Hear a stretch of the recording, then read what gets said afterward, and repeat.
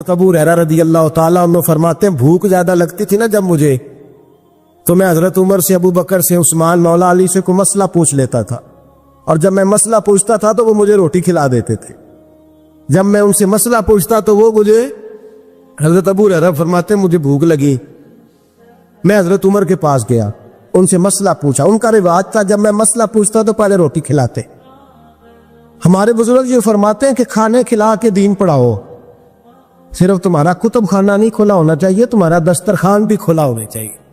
کسی نے نبی پاک صلی اللہ علیہ وسلم سے پوچھا تھا بہترین مسلمان کون ہے؟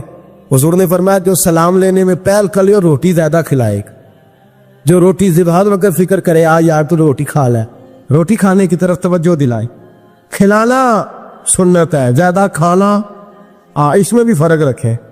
تو نبی پاک صلی اللہ علیہ وسلم کے صحابی حضرت ابو ہریرہ رضی اللہ تعالیٰ عنہ فرماتے ہیں میں نے حضرت عمر سے مسئلہ پوچھا، میں نے کہا حضور مسئلہ بتائیں، تو کہتے پہلے ان کی عادت تھی جب میں مسئلہ پوچھتا تو روٹی بھی کھلاتے، آج انہوں نے مسئلہ ہی بتایا ہے، روٹی کوئی نہیں کھلائی۔ تو مجھے کہنے لگے ابو ہریرہ تو سوچتا ہوگا روٹی نہیں اس نے پوچھی، تو نے کب سے کھانا نہیں کھایا؟ میں نے کہا آج صبح سے۔ تو جناب عمر کہنے لگے میں نے کل صبح سے نہیں کھایا۔ چل ابو بکر صدیق کے گھر مسئلہ پوچھتے ہیں، کہتے جناب صدیق اکبر کے دروازے پہ گئے، جا کر کے ان سے مسئلہ پوچھا۔ ان کی بھی عادت تھی جب کوئی مسئلہ پوچھنے جاتے تو دسترخوان بچھا لیتے، کہتے آؤ روٹی بھی کھلاتا ہوں مسئلے بھی بتاتا ہوں۔ کہتے گئے تو انہوں نے بھی مسئلہ بتایا، روٹی کوئی نہ پوچھی۔ تو کہنے لگے عمر ابو ہریرہ تم لوگوں نے کل پرسوں سے نہیں نہ کھایا ہوگا، اور ابو بکر کو 4 دن گزر گئے ہیں، تھوڑا سا دودھ ملا ہے یا کھجور ملی ہے، روٹی کوئی نہیں ملی، چلو در رسول پہ چلتے، آؤ حضور کی بارگاہ۔ کہتے ہیں نبی پاک کی بارگاہ میں آئے، حضور نے چہرے دیکھے، کریم سے مسئلہ نہیں پوچھنا پڑا، میرے مصطفیٰ کریم نے فرمایا بھوک لگی ہوئی ہے تم تینوں کو، 3-4 دن ہو گئے۔ اللہ کے رسول نے فرمایا مجھے پورا ہفتہ ہو گیا ہے۔ سبب کچھ اور ہے جس کو تو خود سمجھتا ہے، زوال بندہ مومن کا بے زری سے نہیں، بھوک نقصان کا وجہ نہیں بنی، وجہ کوئی اور بنی ہے۔ رشوتیں کہ جو بازار گرم ہوئے ہیں لوٹ مار کے، یہ روٹی کے لیے نہیں، یہ زیادہ کھانے کے لیے، یہ بینک بیلنس کے لیے گرم ہے۔ یہ لوٹ مار کا مقصد کوٹھیاں بنانا ہے، روٹی کا تو رب کریم کا وعدہ ہے۔ جو روز روتا ہے شام کو کہ میرا کاروبار کوئی نہیں، اصل میں کہتا ہے بنگلہ کوئی نہیں، اصل میں کہتا ہے کار کوئی نہیں، پجاروں کوئی نہیں، روٹی تو اللہ عطا فرماتا ہے، اس کا وعدہ ہے۔ فرمایا حضور نے 3 دن بیت گئے، چلو میرا بے تکلف صحابی ابو الحسن انصاری، وہ بڑے نصیب والے ہوتے ہیں جن کو میرے نبی پاک خود کہتے تھے کہ تیری فلانی ذمہ داری ہے۔ اس زمانے کا تو کسی کو کہہ دیا جائے تیری ذمہ داری ہے تو کہتا ہے یہ تو پھٹیکے ڈالنے لگ گیا، یہاں سے تو چھٹی کر جانی چاہیے۔ خوش ہوتے تھے صحابہ کہ ہماری ذمہ داری لگی۔ کہتے ہیں حضرت ابو الحسن انصاری کے گھر گئے، نبی پاک نے فرمایا بھوک پڑی لگی ہے کھانا لا۔ کہتے ہیں حضور نے اسے کہا تو اس آدمی کو تو وجد ہی ہو گیا، اس نے کہا میرے اتنے نصیب کہ حضور کا یہ کھانا کھلا۔ آؤ دیکھو دنیا والو، آج جو سب سے زیادہ عزت والا ہے وہ میرا مہمان بنا ہوا ہے۔ فرماتے ہیں وہ دوڑے گئے، بکری اٹھائی، ذبح کی، بیوی کو کہنے لگے روٹی تیار کر، ادھر کھجوریں توڑی، انگور توڑے، کہنے لگے حضور آپ جب تک تناول کریں تب تک کھانا پک جاتا۔ حضرت عمر کہتے ہیں روٹی پک کے آئی، بڑا پیارا گوشت، بڑا اچھا سالن، بڑا خوبصورت خلوص والا کھانا۔ فرماتے ہیں میں نے بڑا ہی کھایا۔ نبی پاک نے نہ ایک روٹی لی اور چھوٹی چپاتی، تھوڑا تھوڑا سالن کونوں سے، اور جب نبی پاک نے کھا لیا تو حضور کی آنکھوں میں آنسو آئے۔ حضرت عمر کہنے لگے حضور روئے کیوں؟ نبی پاک نے فرمایا سوچتا ہوں 7 دن کے فاقے کے بعد کھایا ہے، پر ڈرتا ہوں رب اس کا حساب پوچھے گا تو جواب کیسے دینا ہے، اس کا حساب بھی تو دینا ہے نا جو کھایا ہے۔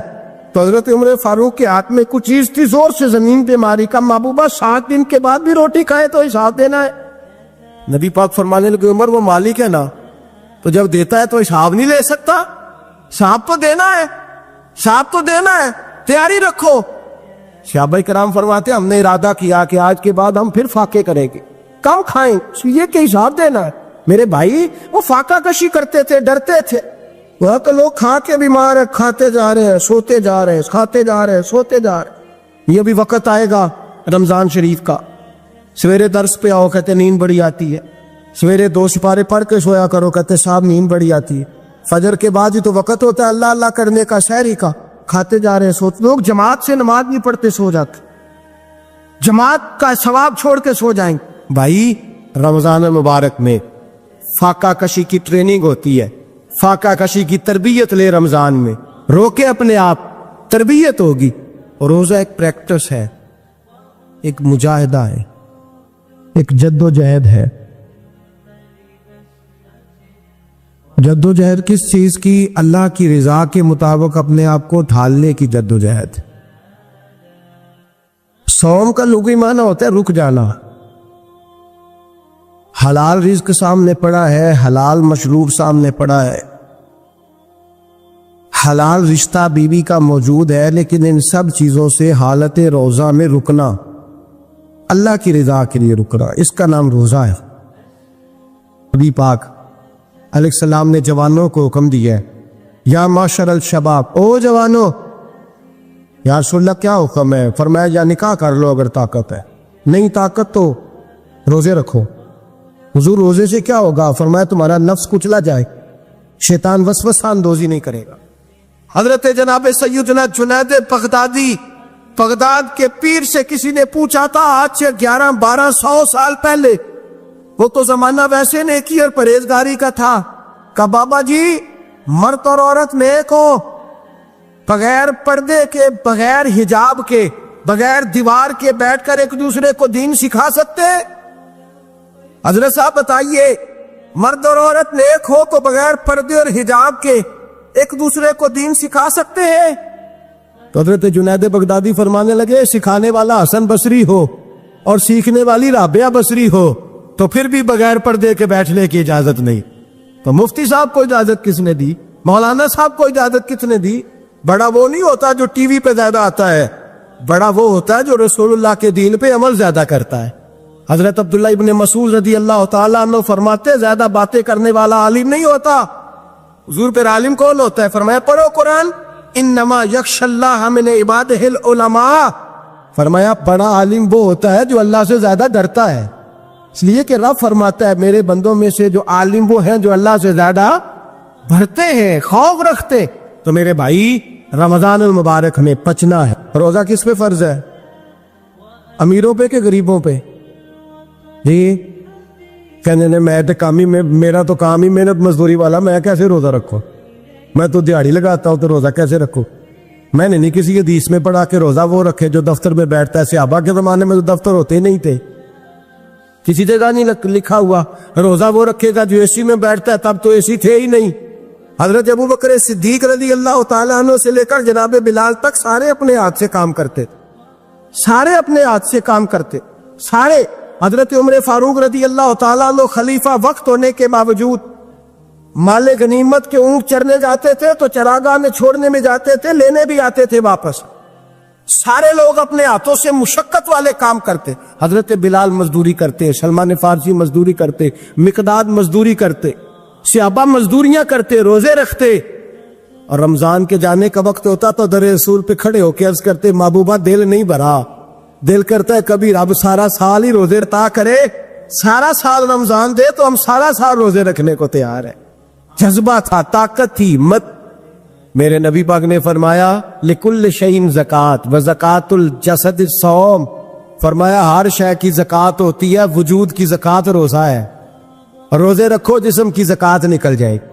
فاقہ کرنا بھی میرے نبی پاک کی سنت ہے, مسواک کرنا بھی سنت ہے, اور فاقہ کرنا بھی. مسواک والی سنت زیادہ اپناتے ہیں لوگ, فاقہ کرنا بھی نبی پاک کی سنت ہے. ایک صاحب مجھے کہنے لگے جناب بیٹھ کے کھانا حضور کی سنت ہے. میں نے کہا کبھی کبھی نہ کھانا بھی نبی پاک کی سنت ہے, نہ کھانا بھی حضور کی سنت ہے. اور ہمارے فقہاء نے لکھا ہے جو روٹی زیادہ کھاتا ہے اس میں دو باتیں پیدا ہو جاتی. کیا کیا؟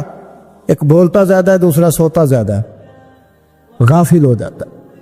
فقہ اور حکیم اطباء ڈاکٹر کہتے ہیں کہ پیٹ خالی رہے نا جس آدمی کا, اس کا حافظہ مضبوط ہوتا ہے, اس کے ذہن کی گرہ کھلتی ہے. زیادہ کھانے سے تو خماری چڑھتی ہے. رمضان المبارک وہ عزت اور عظمت والا مہینہ ہے جس کا تعارف کسی عام آدمی نے نہیں. رب کریم کے قرآن نے بیان فرمایا ہے اور میرے مصطفیٰ کریم کی زبان اطہر نے بیان فرمایا. کہ نہ آنے سے پہلے بخاری مسلم میں حدیث ہے، حضرت سلمان فارسی رضی اللہ تعالیٰ عنہ کہتے ہیں رمضان شروع ہونے سے پہلے نبی پاک نے ہمیں مسجد میں بلایا اور خطبہ ارشاد فرمایا باقاعدہ، اور ارشاد فرمایا لوگو تم پر ایک مہینہ آنے والا ہے جس میں اللہ اپنے بندوں پر خاص قسم کی رحمتوں کا نزول فرماتا ہے۔ خود رسول پاک نے ہمیں کس قدر زیادہ اس مہینے کا اکرام کرنا ہے اور کس قدر زیادہ اس کو اہمیت دینی ہے اور کس قدر زیادہ ہمارے لیے وہ باعث عظمت ہے کہ جس مہینے کے فضائل خود رسول پاک علیہ السلام نے بیان فرمائے، اور نبی پاک صلی اللہ علیہ وسلم نے فرمایا کہ اس مہینے میں تم نفل پڑھو گے تو اللہ فرض کے برابر ثواب عطا فرمائے، اور فرض کا ثواب اللہ 70 گنا عطا فرمائے۔ کتنا بولیے؟ وہ صحابہ کا مزاج یہ تھا کہ جہاں انہیں پتہ چلتا تھا نا اس نیکی کا ثواب زیادہ ہے تو وہ بھاگ کر اس نیکی کی طرف توجہ کرتے تھے۔ آپ صحابہ کی سیرت کی کتابیں دیکھیے، حضرت انس بن مالک رضی اللہ تعالیٰ عنہ فرماتے ہیں جب نبی پاک علیہ السلام نے رمضان کی شان بیان کی تو صحابہ کا یہ مزاج بن گیا کہ وہ اپنے سارے کام رمضان سے پہلے سمیٹ لیتے تھے، رمضان شریف سے پہلے سارے کام سمیٹ لیتے، لینے دینے کے معاملات صاف کر لیتے، خریداری ہو جاتی، گھر کے اندر کوئی کام کرانا ہوتا تو وہ رمضان سے قبل کرا لیتے، یکم رمضان کو وہ مسجدوں میں ڈیرے لگا لیا کرتے۔ وہ کہتے تھے نیکیاں جمع کرنے کے ایام ہے، نیکیاں۔ دیکھیں نا سب سے مصروف ترین زندگی ہمارے نبی پاک صلی اللہ علیہ وسلم کی زندگی ہے۔ 23 سالوں میں نبی پاک علیہ السلام نے 2300 سالوں سے بھی زیادہ کام کی، بڑا مصروف وقت تھا حضور کا، تین زندگی نبی پاک کی۔ اس کے باوجود اللہ کے رسول ہر سال 10 دن کا اعتکاف کرتے، ہر سال۔ ایک سال جہاد پہ گئے تھے، اعتکاف نہیں ہو سکا، اگلے سال میرے نبی پاک نے 20 دنوں کا اعتکاف فرمایا۔ میرے نبی پاک صلی اللہ علیہ وسلم نے فرمایا 11 مہینے جنت سجائی جاتی ہے اور پھر رمضان میں اللہ اپنے بندوں کے لیے جنت کے دروازے کھول دیتا ہے۔ 1 گھنٹہ پہلے صفائی کرتے ہیں مہمان نے آنا ہو تو 1 گھنٹہ، ورنہ بچے دوبارہ سے پھر چیزیں بکھیر دیں گے۔ گھنٹہ پہلے صفائی ہوتی ہے، لمبی نہیں، لیکن میرے نبی پاک نے فرمایا رمضان کے لیے رب کریم 11 مہینے جنت کو سجاتا ہے۔ چھوٹی بات ہے، روزے آ گئے تو معمولی حیثیت ہے۔ ہم لوگ انہی معاملات میں میں منع کرتا ہوں، ہمیشہ منع کرتا ہوں، آپ کو ہر سال منع کرتا ہوں۔ میں پابندی سے 1-2 اخبار ڈیلی دیکھتا ہوں، میرا ناشتہ نہیں ہوتا جب تک اخبار نہ ہو، چونکہ بزرگوں کا فتویٰ ہے جمعے کا خطبہ وہ دے جو عالمی حالات سے باخبر ہو۔ ہم کوئی رسمی تقریر نہیں کرتے کہ لوگوں کو کہیں کہ روزے آ گئے تو کون سا مہینہ چل رہا ہے تو مہینے کے حساب سے خطاب ہو۔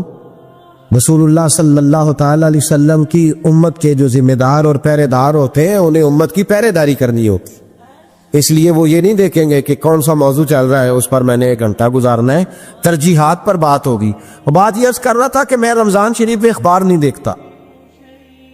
میری اپیل ہے آپ سے کہ آپ رمضان شریف میں نہ رمضان ٹرانسمیشن بھی نہ دیکھیں، ٹی وی پہ خبریں بھی نہ سنیں۔ سارا سال سنیے خبریں، ہماری خبریں سننے سے ملک میں کیا انقلاب آ گیا ہے؟ یا وہ جو ہم نے چوک میں کھڑے ہو کے تجزیہ کیا تھا اس سے کتنے لوگ سنور گئے؟ چھوڑے، جتنا وقت ملے وہ آ کے مسجد میں بیٹھے، اللہ کے گھر میں وقت گزارے، ٹائم دے۔ عبادت آپ کو زندہ کرے گی، روحانیت پیدا کرے گی، توانائی آئے گی، خوبصورتی آئے گی آپ کے اندر، آپ زندہ رہیں گے۔ دنیا داری دلوں کو مردہ کرتی ہے، قرآن کی تلاوت، اللہ کا ذکر، مسجد کی حاضری روح اور دل کو زندہ کر دیا کرتا ہے۔ مسجد میں بیٹھے، حضرت عائشہ صدیقہ رضی اللہ تعالیٰ عنہ فرماتی ہے، تفسیر روح البیان میں موجود ہے، کہتی ہے ایک دن حضور اچانک میرے ساتھ آرام فرماتے بستر سے اٹھے نکل گئے۔ ہمیشہ نبی پاک علیہ السلام کا طریقہ مبارکہ تھا جب رات کو تہجد کے لیے اٹھتے تو کہتے ابو بکر کی بیٹی حق تیرا ہے، وقت تیرا ہے، پر اگر تو اجازت دے تو میں اپنے اللہ کو راضی کر لوں۔ آج حضور نے پوچھا ہی نہیں، بستر سے اٹھے چلے گئے۔ کہتی میں اٹھی، میں نے دائیں بائیں دیکھا، محبوب نظر نہ آئے۔ حضور کی تامد استعمال شدہ پڑی تھی، وہ تامد میں نے اٹھا کے اوڑھ لی اور میں نکل گئی حضور کو تلاش کرنے۔ کہتی ہیں جب میں باہر گئی مسجد نبی شریف کے ساتھ جنت البقیع کی جانب، نبی پاک سجدے میں تھے۔ کہتی ہے میں گئی، تھوڑی دیر کھڑی ہوئی، حضور نے آہٹ سنی تو پوچھا تو کون ہے؟ میں نے کہا میں عائشہ ہوں۔ تو محبوب نے فرمایا یہ عائشہ کون ہے؟ میں نے کہا یا رسول اللہ میں آپ کی زوجہ. فرمایا زوجہ کیا ہوتی ہے؟ یا رسول اللہ میں ابو بکر کی بیٹی. تو نبی پاک نے فرمایا یہ ابو بکر کون ہے؟ حضرت عائشہ کہتی ہے میرا کلیجہ پھٹنے کو آیا. میں وہاں سے پریشان حال واپس آئی. جب میں گئی تھی تب بھی ہلکی ہلکی بارش تھی, واپس لوٹی تو پھر بھی ہلکے ہلکے قطرے بارش کے گر رہے. میں آ کے ہامتی کامتی بیٹھ گئی. تھوڑی دیر گزری تو نبی پاک تشریف لے آئے. تو حضور صلی اللہ تعالی علیہ وسلم نے مجھے پریشان دیکھا تو کہا عائشہ کیا ہوا؟ کہا حضور آج وہ ہوا ہے جو کبھی نہیں ہوا. یا رسول اللہ میں پریشان ہو گئی.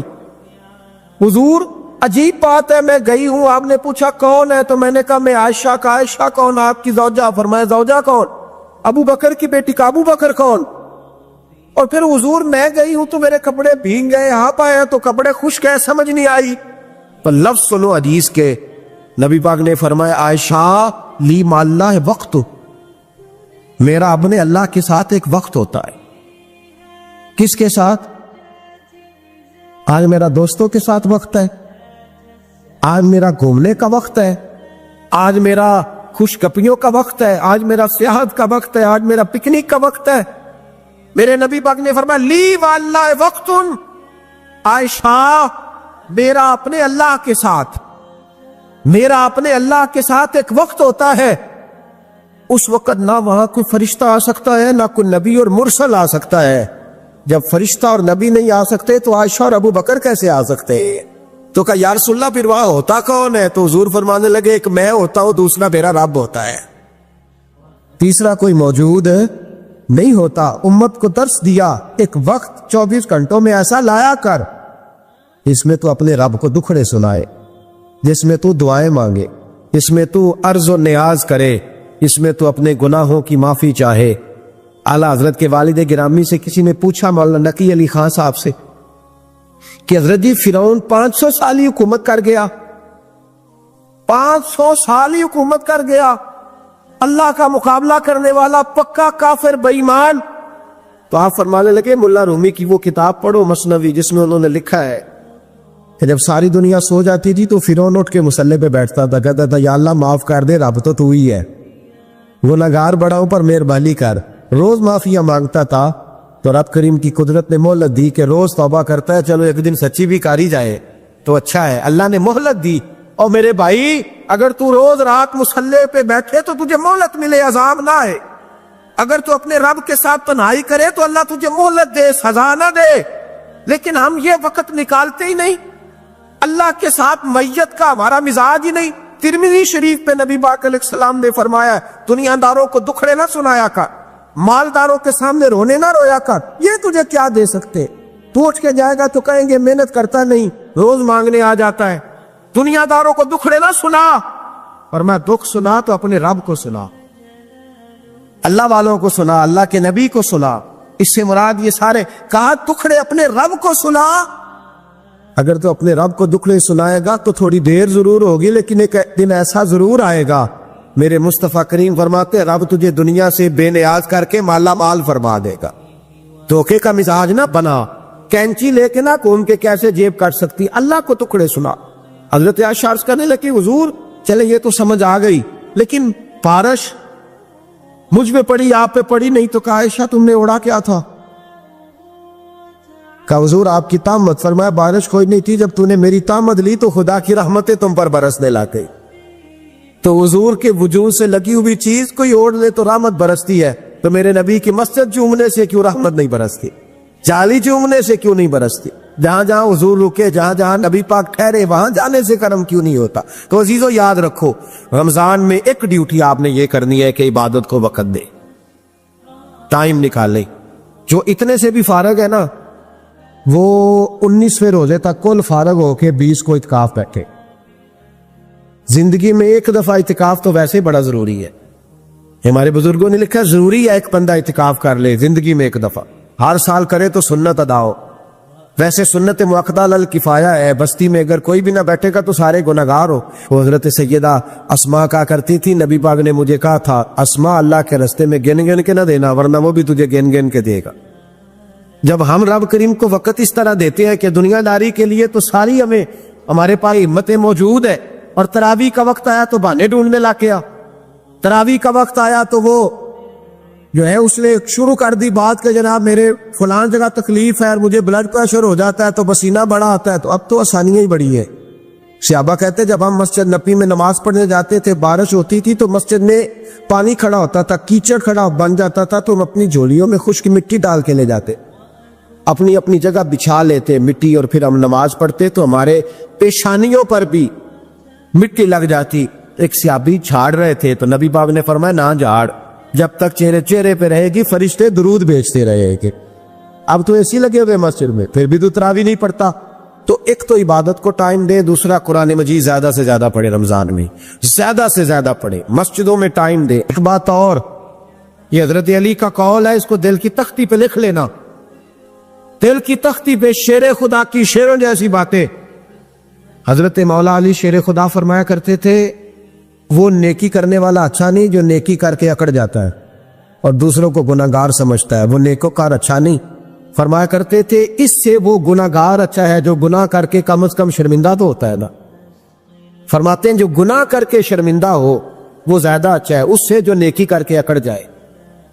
تو تھوڑی سی نیکی کر کے پرہیزگاری کر کے ساری دنیا کو گناہگار سمجھنے لگ جانا، یہ تو بت پیدا کر لیا تو نے اپنے اندر، اس بت کو توڑ دے، پتہ نہیں کون کب آئے اور اللہ کا ولی بن جائے۔ حضرت انس بن مالک رضی اللہ تعالیٰ عنہ فرماتے ہیں جس طرح تیز آندھی چلتی ہے، ذرا مثال دیکھے صحابی کی کتنی خوبصورت، فرماتے ہیں جس طرح تیز آندھی چلتی ہے نا، اس طرح رمضان میں میرے نبی کی سخاوت چلا کرتی تھی۔ نبی پاک ہر سائل کو دیتے، جو قیدی بند ہوتے نا، قیدی جنگ کے قیدی کفار، حضور انہیں بھی آزاد کر دیتے رمضان، فرماتے جاؤ تمہیں آزاد کیا، سخاوت کرے۔ اور میرا مشورہ ہے اس دفعہ غریبوں سے غریب سخاوت کرے، نسخہ دے رہا ہوں امیر ہونے کا، تو سخی ہو جا، رب کریم تجھے امیر کر دے گا، سخی بن جا۔ مالا مالے سخی نہیں ہوندے تے سخیاں کول مال نہیں ہوندا، ایتھے اوتھے دوواں جہانی سخی کنگال نہیں ہوندا، سخی بن جاؤ۔ میرے نبی پاک علیہ السلام نے فرمایا بندہ کبھی بھی جیب کا سخی نہیں ہوتا، سخی وہی ہوتا ہے جو دل کا ہوتا ہے۔ غریبوں کو میرا مشورہ ہے کہ 10 روپے دو لیکن رمضان میں روز دینا، ہر شام دینا، غریبوں کو ساتھ بٹھاؤ، روٹیاں کھلاؤ، افطاریاں کراؤ، غریبوں کے گھروں کے اندر سوٹ پہنچاؤ، مدارس کے طالب علموں کو کپڑے خرید کے دو، جو کچھ نہیں دے سکتا وہ ایک مسواک لا کے دے، ڈیوٹی کرو، اپنے دائیں بائیں غریبوں کا خیال رکھو۔ جن گھروں میں اکثر دیکھتے ہو کہ دال کا شاپر جاتا ہے، وہاں رمضان شریف میں صبح گوشت پہنچاؤ، مہربانی کرو، غریب۔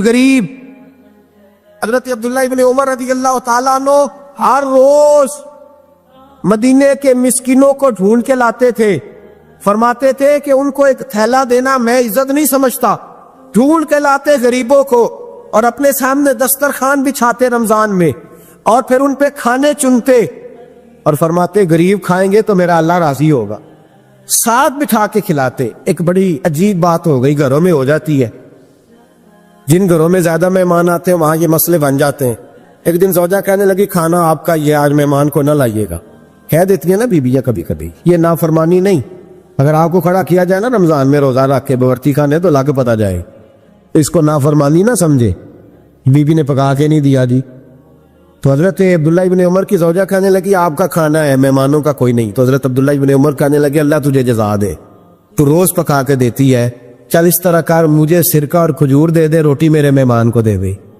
تو آپ کی زوجہ رو پڑی، کہنے لگی اگر آپ افطاری والوں کا اتنا خیال کرتے ہیں تو میں نہ کروں، مجھے 10-20 منٹ کا ٹائم دے، میں اپنے اوپر وزن بوجھ ڈالوں گی، میں تھوڑی مشقت میں پڑوں گی لیکن مہمانوں کے لیے افطاری کا ضرور بندوبست کروں۔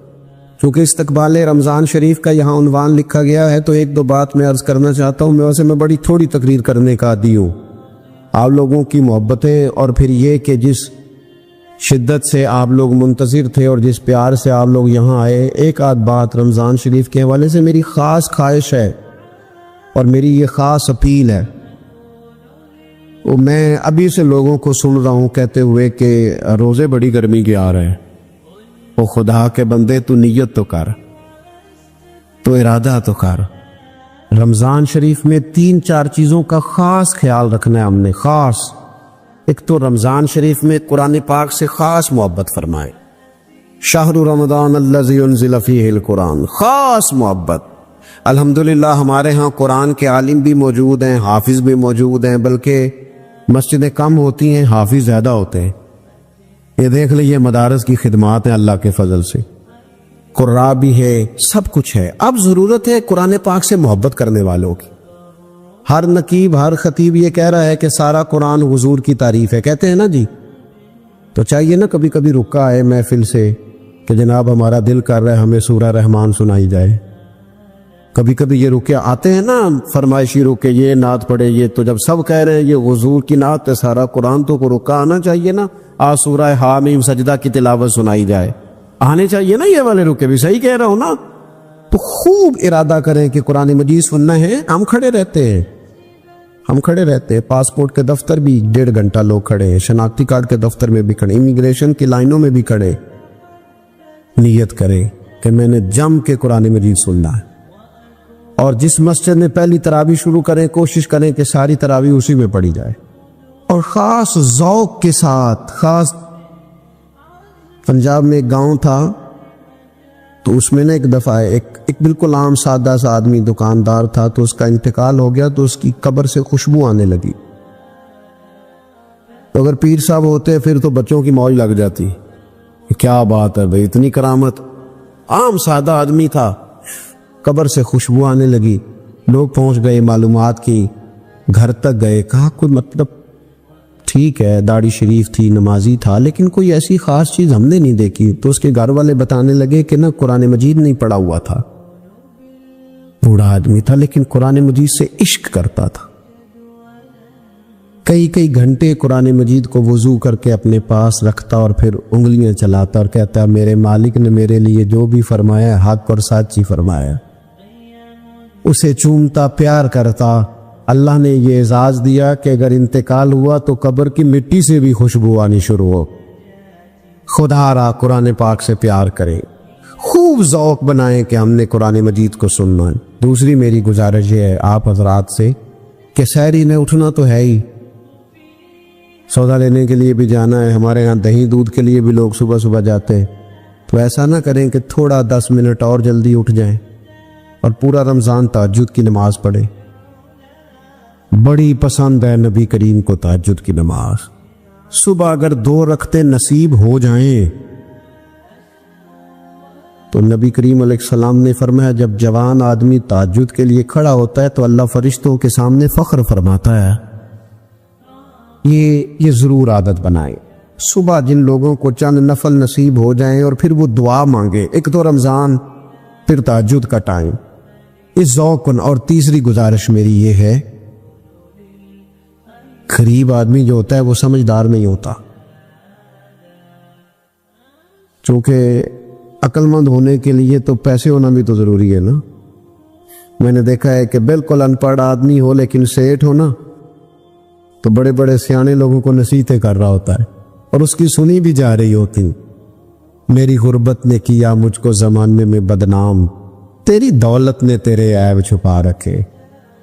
یہ نا غریب آدمی، اگر سیانے ہوتے تو وہ بھی مالدار نہ ہوتے، یہ نہیں سمجھدار ہوتے، یہ بیچارے کمزور اس لیے رہ جاتے ہیں کہ ان کو چالاکیاں، تیزیاں الا ماشاءاللہ نہیں آتی۔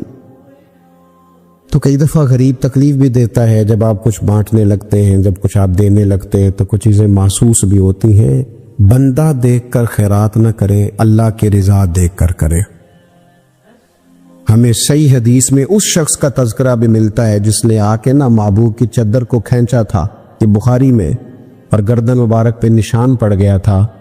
اس نے کہا میں کچھ لینے آیا ہوں، چادر کو کھینچا، تکلیف ہوئی بظاہر، لیکن محبوب نے پھر بھی جب عطا کیا تو مسکرا کے ہی عطا کیا۔ غریب آدمی تکلیف میں ہے، مہنگائی نے آزمائش پیدا کر دی ہے۔ تھوڑے سے امیر لوگ اگر اپنے اخراجات میں کمی لائیں، یا اگر جو عید پر 6 جوڑے بنواتا ہے وہ 2-4 سے گزارا کر لے، تھوڑا سا اپنے اخراجات کو کم کر کے صرف اپنے رشتہ داروں میں، اپنے دائیں بائیں تھوڑی سی توجہ کرے۔ اور ایک بات کا ضرور خیال فرمائیں، پردہ پوشی بہت بڑا حسن ہے، بہت بڑی خوبصورتی ہے۔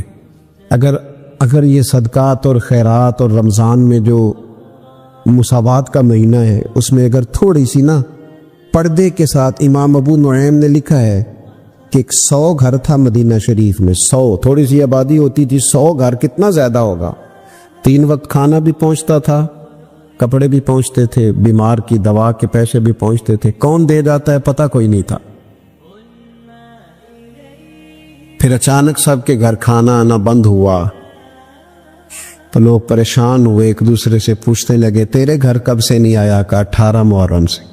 تیرے گھر کب سے نہیں آیا؟ اسی شام سے۔ تیرے گھر 18 سے۔ اب جب سب متفق ہوئے تو پتہ چلا کہ 18 محرم کو امام زین العابدین کا انتقال۔ 100 گھروں میں کھانا جاتا تھا پر پتہ نہیں تھا دے کون جاتا ہے، کچھ تھوڑا سا نا۔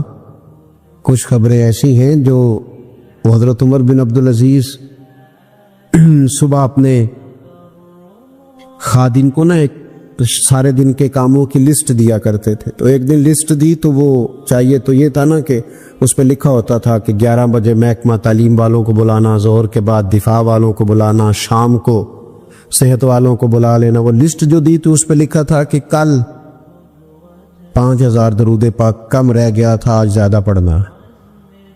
وہ فلاں بیوہ کے گھر میں راشن پہنچانا ہے۔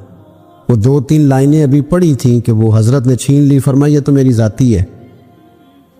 تو مشیر کہنے لگا حضور یہ کب کرتے ہیں، کبھی بتایا نہیں۔ تو آپ فرمانے لگے کچھ پیسے چھپا کے رکھے ہوتے ہیں لوگوں نے کہ مشکل پڑ گئی تو کام آئیں گے، میں نے بھی کچھ نیکیاں سب سے چھپائی ہیں، قیامت میں مشکل پڑ گئی تو اللہ کے کرم سے میرے کام آ جائیں گے۔ موجود نہ ہو تو زندگی کا وقت گزرے بھی تو ذرا پھیکا پھیکا گزرتا ہے،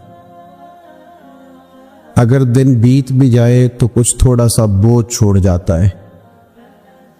کچھ چیزیں زیادہ ضروری ہوتی ہیں وقت کو گزارنے کے لیے، اس طرح کھانا بڑا ضروری ہے، پینا اور سونا بڑا ضروری ہے، اسی طرح زندگی گزارنے کے لیے محبت کا ہونا بھی بڑا ہی ضروری ہے۔ گھر کے اندر ساری نعمتیں موجود ہوں، بچے بھی ہو،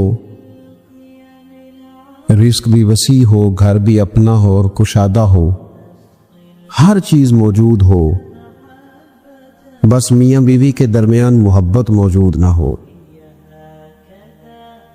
ساری چیزوں کی موجودگی میں وقت گزارنا مشکل ہو جاتا ہے۔ آپ کی نوکری آپ کے اپنے شہر میں ہو، آنا جانا آسان ہو، سیلری پیکج بڑا اچھا ہو، لیکن جس جگہ آپ ڈیوٹی کرتے ہیں، جاب کرتے ہیں، وہاں جو ارد گرد لوگ رہتے ہیں ان سے محبت کا رشتہ نہ ہو تو ساری سہولیات کے باوجود وہاں جانے کو طبیعت نہیں چاہتی۔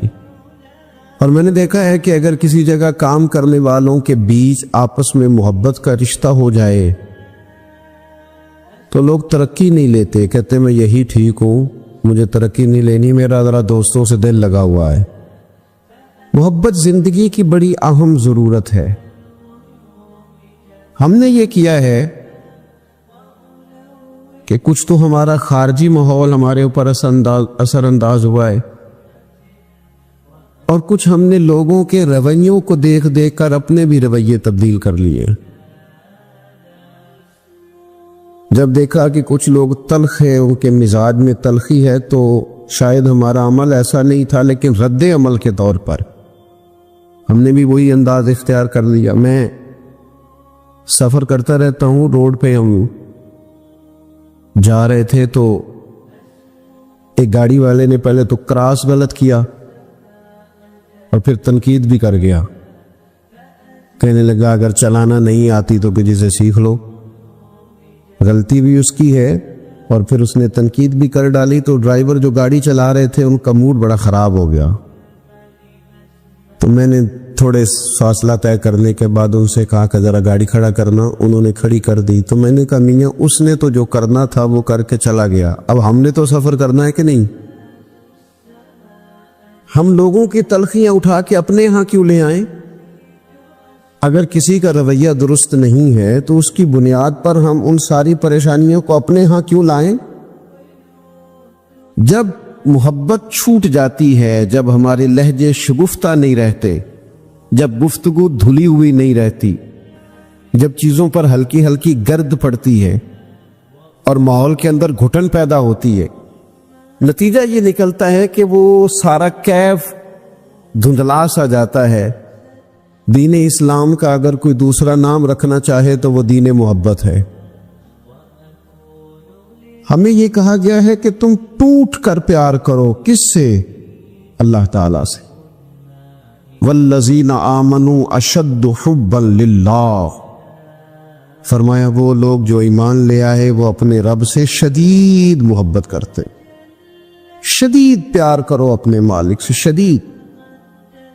یہ جو شکر ہوتا ہے نا، شکر، یہ اللہ کی محبت پیدا کرتا ہے، اور یہ جو شکوہ ہوتا ہے نا، یہ اس محبت سے دور لے جاتا ہے۔ یہ جو صبر ہوتا ہے نا، یہ اللہ کے فیصلوں پر راضی رہنے کا حوصلہ دیتا ہے۔ انسان ساری تکلیفوں کو اپنے مالک کی جانب سے جب سمجھتا ہے، صبر کرتا ہے، تو اس میں حوصلہ، طاقت اور ہمت آتی۔ وہ اللہ تعالیٰ کی محبت میں جب اس کو پوری طرح برداشت کرتا ہے تو اس کے اندر اللہ کی محبت آتی ہے۔ اللہ کی تقسیم ہے، کسی کو امیر بنایا، کسی کو مالی طور پر وہ گنجائش نہ دی۔ جب رب سے پیار ہوتا ہے نا، تو پھر انسان کہتا ہے جو اس نے میرے حق میں بہتر سمجھا تھا مجھے عطا کر دیا۔ یہ جو صوفیاء ہے نا، صوفیاء، ہمارے ہاں تو بعض چیزوں کا مطلب بھی بالکل الٹ دیا گیا ہے۔ صوفی کی صرف یہ ذمہ داری نہیں تھی کہ بابا صاحب بیٹھے ہیں تو آپ جائیں گے تو بے اولاد ہیں تو فوراً دعا کریں گے تو اولاد ہو جائے گی۔ ان کی فقط یہ ڈیوٹی نہیں تھی کہ وہ تعویذ دیں گے تو کام چل جائے گا، یہ بھی وہ کریں گے، لیکن اہل تصوف کی تو اصل ذمہ داری یہ تھی کہ راہ سلوک کے مسافر جب ان کے پاس آئیں اور آ کے کہیں کہ پریشان بھی ہوں، مقروض بھی ہوں، بے اولاد بھی ہوں، بیمار بھی ہوں، تکلیف میں بھی ہوں، جب لوگ اپنے دکھ سنائیں تو وہ ان کے لیے دعا بھی کریں اور ان کے دل میں اللہ رسول کی محبت ایسی پیدا کریں، ایسی پیدا کریں کہ بندہ رب کی رضا پہ راضی رہنا سیکھ جائے۔ محبت جو ہے نا، محبت یہ مداوا ہے۔ خواجہ نظام الدین صاحب معبود الہی رحمت اللہ علیہ کے مرید نے پوچھا کہ حضرت حالات بڑے خراب ہیں، لوگ بڑا تنگ کرتے ہیں، رشتہ دار بھی ستاتے ہیں، دوست بھی بے وفائی کر جاتے ہیں، مخلص ہو کے چلتے ہیں لیکن سامنے سے نتیجہ کچھ نہیں نکلتا، حضور ان مسائل کا کوئی حل؟ تو حضرت فرمانے لگے ان کا حل یہ ہے کہ تو محبت کرنی شروع کر دے۔ تو سارے مرید بسم اللہ کہہ کے بات قبول نہیں کرتے، کچھ کے پاس کئی جواب بھی ہوتے ہیں، وقتی طور پہ ہاں کر بھی جائیں لیکن اپنے اندر سے وہ جھگڑا بھی کر رہے ہوتے ہیں۔ تو اس نے کہا حضور وہ بات تو آپ کی ٹھیک ہے، لیکن اگر محبت سے حل نہ ہو مسئلہ تو میں تو پھر محبت کروں گا، لیکن اگر اس سے حل نہ ہو تو حضرت فرمانے لگے نسخہ یہی ہے، اگر حل نہ ہوا تو ذرا خوراکیں زیادہ کر دینا، ذرا تھوڑا سا اس میں اضافہ کر دینا، 2 ٹائم کی بجائے 3 ٹائم کر لینا محبت، پھر 6 ٹائم کر لینا، اسی کو بڑھانا ہے نسخہ۔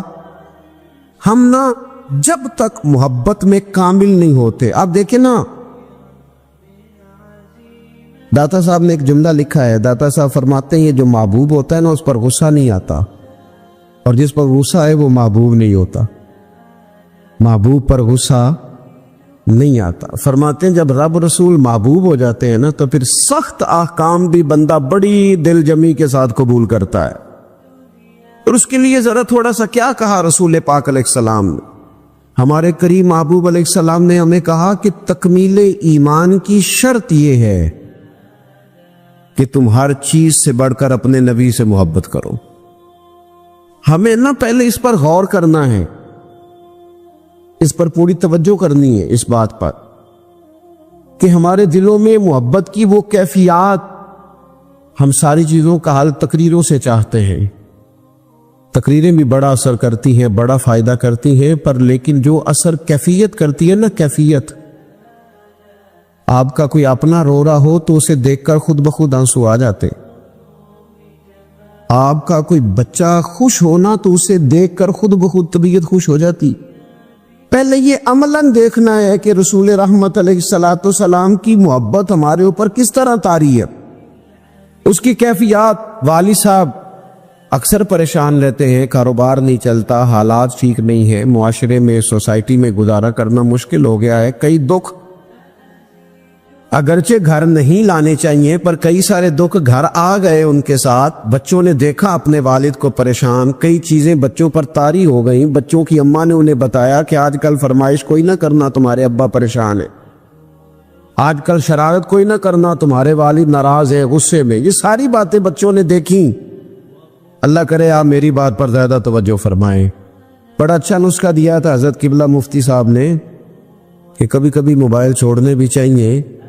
مجھ سے دوست پوچھتے رہتے ہیں باتیں، تو ایک دوست نے کہا کوئی ریاضت، کوئی مجاہدہ بتائیں، تو میں نے کہا پہلا مجاہدہ یہ ہے کہ 30 منٹ موبائل نہیں نکالنا جیب سے، اس پہ عمل کرو، پھر اگلا نسخہ بھی بتائیں گے۔ لیکن وہ بھی بس مسکرائے تھے، جس طرح صرف آپ بھی مسکرائی ہیں نا، خالی اتنا ہی کیا تھا انہوں نے بھی جتنا کو آپ نے کیا ہے، اور پھر اس کے بعد انہوں نے وہی کیا جس کی مجھے اب بھی امید ہے کہ یہ مجاہدہ مشکل کام ہے میاں، اور بھی غم ہے زمانے میں اس موبائل کے سوا۔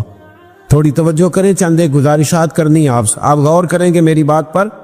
کئی قسم کی پریشانیاں ہمارے گھر آ جاتی ہیں، ہمارے بچے اس کا شکار ہوتے ہیں اور اس تکلیف اور اس درد اور اس کس کو محسوس کرتے۔ تو کبھی ایسا بھی تو ہونا کہ رات کو اچانک والد رو پڑے اور جب اس کی آنکھوں میں پوری طرح آنسو بہہ جائیں اور اس کی ہچکیاں بند جائیں تو بچے اکٹھے ہو کے اپنی والدہ سے پوچھے والد کو کیا ہے۔ اس پریشانی میں اور اس انداز میں تو ہم نے کبھی نہیں دیکھا، کاش کبھی ایسا ہونا۔ اور جب بچے اصرار کریں تو والدہ کہ بیٹا تمہارے والی بات نہیں، اماں بتائیے ابا کو کیا ہے، تو ماں درد سے کہے بیٹا تمہارے والد کو نا نبی کریم کا مدینہ یاد آتا ہے، ان کو حضور کا شہر مبارک یاد آتا۔ یہ جب یہ کیفیات ہماری اولاد تک پہنچیں گی تو اس کا جو اثر ہوگا نا، لیکن نا حضرت خالد بن میدان رضی اللہ تعالیٰ عنہ صحابی ہے، ان کی صاحبزادی کہتی ہے میرے والد رات کو کہا کرتے تھے کسی صحابی کو بلا کے لاؤ، تو میرے بھائی یا گھر والے کوشش کرتے اور محبوب کریم علیہ السلام کے غلاموں میں سے کسی کو بلا کے لاتے اور پھر ان کو حضور علیہ السلام کے پاس، حضور کے اس صحابی کے پاس بٹھایا جاتا۔ فرماتی ہیں پھر میرے والد ان سے فرمائش کرتے کہ مجھے میرے کریم رسول کی کوئی بات تو سناؤ، کوئی بات، کوئی تذکرہ۔ ہمارے ہاں چونکہ تقریر روز ہوتی ہیں، جمعے میں تقریر ہو رہی ہے، محفل میں تقریر ہو رہی ہے، تو وہ لینے کا خاص ذوق اور لہجوں کا وہ وضو اور نیتوں کا وہ خلوص اور کشکول کا وہ سیدھا ہونا اور حصول کا وہ جذبہ اس کیفیت کا الا ماشاءاللہ نہیں رہا۔ کہا کوئی حضور کی بات سنائے تو کہتے ہیں وہ کریم محبوب کے صحابی میرے والد کو میرے نبی کی جب کوئی بات سناتے تو میرے والد رونا شروع کرتے، اور جب کچھ لمحے اس کیفیت میں گزار لیتے تو پھر ان کے لیے وہ دن رات گزارنا آسان ہو جاتا۔ جب نبی پاک علیہ السلام کی محبت کا یہ غلبہ طبیعتوں پر طاری ہوگا، مزاجوں پر یہ غالب ہوگا۔ ہم نے نا ابتدا ہی سی بالکل شروع سے ہی اپنے بچوں کو دولت کی بات سنائی، انہیں سکھایا پیسے کیسے کمانے، وہ فلاں کا بچہ ڈاکٹر بن گیا اتنے پیسے کما رہا ہے، فلاں کا بچہ انجینئر بن گیا اتنے پیسے کما رہا ہے۔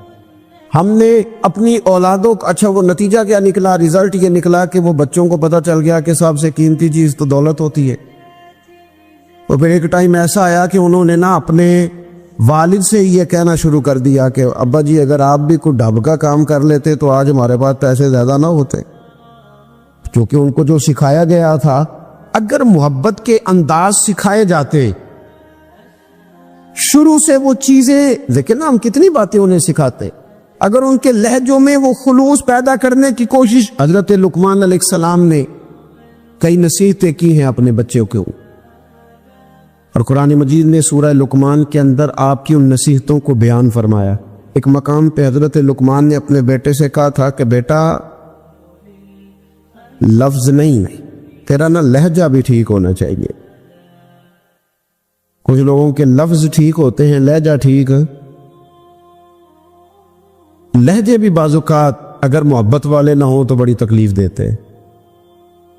وہ شوگر کے مریض ہیں، مثال دے رہا ہوں، شوگر کے مریض ہیں سسر صاحب، تو بہو نے پوچھا تھا ان سے صبح میں کہ ناشتہ لاؤں، تو انہوں نے کہا بیٹا ابھی میرا جی نہیں چاہتا، لیکن وہ شوگر ہے، گھنٹے دو کے بعد کمزوری ہے، بھوک لگ گئی تو آواز دی بیٹیا ذرا کھانا تو لانا، تب وہ ناراض ہو گئی، ابا جی میں نے تو صبح بھی پوچھا تھا آپ سے، گھنٹہ پہلے بھی، ابھی آپ نے پھر کھانا، اچھا وہ لے آئی، پر برتن ذرا زور سے پٹکے، اس نے دروازہ ذرا زور سے بند کیا، بوڑھوں کو اپنی تذلیل محسوس ہوئی، لہجہ ٹھیک نہیں تھا۔ شام کو جب اس کی شکایت ہوئی کہ ذرا اسے سمجھائیے گا، تو وہ کہتی ہے اپنے شوہر سے کہ ابا جی سے پوچھے بھلا میں نے کہا کیا ہے، تو کہا تو اس نے کچھ بھی نہیں، لفظ تو بتائے جا سکتے ہیں، کیا جملہ بتائیں، اس نے واقعی کچھ نہیں کہا، لیکن اس کا لہجہ، اس کا انداز، اللہ کرے میں جوانوں کو بات سمجھا سکوں، لفظ بھی ستھرے ہونے چاہیے اور تیرا لہجہ بھی ذرا باوضو ہو تو بات بن جائے۔ اگر تیرا انداز بھی تھوڑا، بعض لوگ صحیح بات کر رہے ہوتے ہیں پر صحیح لہجے میں نہیں کر رہے ہوتے، وہ ٹھیک کہہ رہے ہوتے ہیں پر ان کا انداز ٹھیک نہیں ہوتا۔ حضرت لقمان نے اپنے بیٹے سے کہا وَلَا تُصَغِّرْ خَدَّكَ لِلنَّاسِ، بیٹا لوگوں سے منہ ٹیڑھا کر کے بات نہ کرنا، تیرا انداز بھی شستہ ہو، تیرا لہجہ بھی اچھا ہو، تیرا چہرہ ٹیڑھا نہ ہو جب تو لوگوں سے کلام کر رہا ہو۔ میرے دوستو، انداز جب پیار والے ہو جاتے ہیں، لہجے جب خلوص والے ہو جاتے ہیں، جب ہماری اولادوں میں یہ محبتیں منتقل ہوتی ہیں، جب یہ محافل اپنا اصل حسن اختیار کر جاتی ہیں اور یقین کی اس دولت تک چلی جاتی ہیں، تو پھر وہ محبت کی جو کیفیت ہوتی ہے نا، وہ اس طرح کا رخ اختیار کر جاتی ہے کہ جس سے انسان محبت کرتا ہے پھر اس کے لیے وہ جذباتی ہوتا ہے۔ چھوٹے چھوٹے بچے بھی جو ہوتے ہیں نا، چھوٹا بچہ، چلے اگر آپ کا تجربہ نہ ہوا تو یہ تجربہ کر کے دیکھیے گا، چھوٹا بچہ جس کی 4-5 سال عمر ہے نا،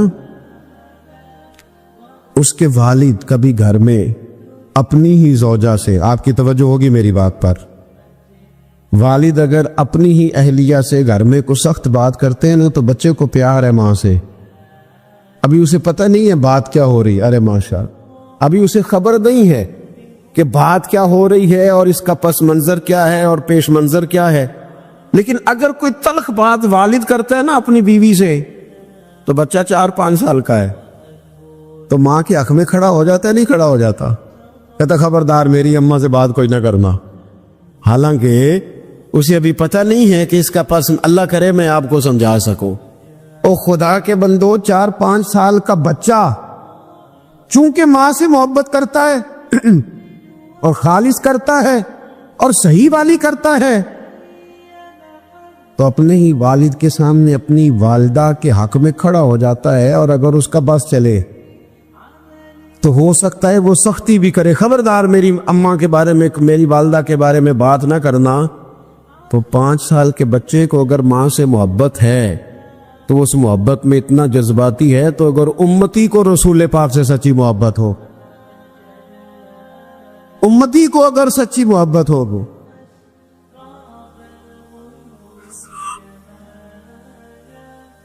اور ڈاکٹر اقبال سے کسی شخص نے مطالبہ کیا، کہا ایک جگہ پہ جانا ہے، وہاں کچھ لوگ نا نبی پاک علیہ السلام کے علم کے موضوع پر کوئی بحث کریں گے، مباحثہ ہوگا علم شریف پر، آپ کی توجہ ہے میری بات پر؟ تو اقبال ناراض ہو گئے، کہنے لگے میں تھوڑی جاؤں گا۔ کہا کیا مطلب؟ کہنے لگے اس جگہ چلا جاؤں جہاں میرے نبی پاک کا علم تولا جا رہا ہے۔ کیا بات کر دی تم نے؟ جو تولیں گے، جو پرکھیں گے، جو حدود قائم کریں گے، جو اسے حدود میں بند کریں گے، جب رسول پاک علیہ الصلوۃ والسلام کی خالص محبت فقط نعروں والی نہیں، فقط میں وہ یہ نہیں کہ وہ نعت خانے کہہ دیا دونوں آپ جو کھڑے کر لے وہ عاشق رسول ہے، اور جس نے کھڑے کر لیے اس کا عشق بھی مکمل ہوا، وہ ختم ہو گئی بات، جس نے آج بلند آواز سے نعرہ لگا لیا اس کا عشق تکمیل کو پہنچا۔ او بھائی جو عاشق رسول ہے وہ دکان پر بھی عاشق رسول ہی ہے، وہ اپنا کاروبار کر رہا ہے، وہاں بھی محبوب کی محبت ہی کی بات کر رہا ہے. اور نبی کریم نے فرمایا ہے، حضور نے فرمایا، جو سچا تاجر ہونا کار تجارت رہا ہے پر سچا ہے، فرمایا جو سچا تاجر ہوگا اسے قیامت کے دن اللہ تعالیٰ نبیوں کے ساتھ جگہ عطا فرمائے گا.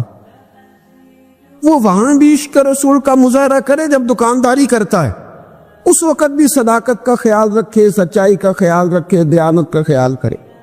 تو محبت میں جب وہ خاص وارفتگی اور خاص شوق پیدا ہوگا، پھر کسی قادیانی کو، کسی بے دین کو موقع نہیں. آپ کو پتہ ہے امام اعظم ابو حنیفہ فرماتے، ایک بات ہے اگر آپ سمجھ سکے تو، امام صاحب فرماتے کہ معاذ اللہ ثم معاذ اللہ نقل کفر نہ باشد اگر کسی شخص نے دعوی نبوت کیا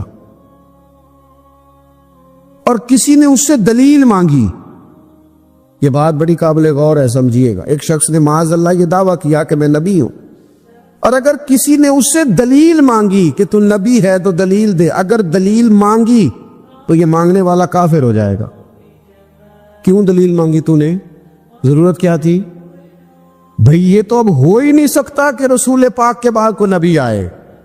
تو دلیل مانگنے کا معنی، بات سننے کا مطلب، اس پر یہ کب ہوگا؟ جب محبت کو پورا عروج ملے گا، جب رسول پاک علیہ الصلوۃ والسلام کے ساتھ جذباتی وابستگی، مومن کا خاص پیار، جب اس کی الفتیں، جب اس کی، یعنی ایک تو ہے محفل نعت میں نعت سننا، اور ایک یہ ہے کہ کہنا آج دل بڑا پریشان ہے، کوئی مجھے میرے نبی کی نعت سنائے. ایک تو یہ ہے کہ محفل میں آ گئے تو محبوب کا تذکرہ کرنا، اور ایک یہ ہے کہ مولانا آج میں بڑی تکلیف میں ہوں، حضور کے فضائل کی کوئی بات تو سنائے، کوئی خصائل کو شمائل کا باب تو چھیڑے.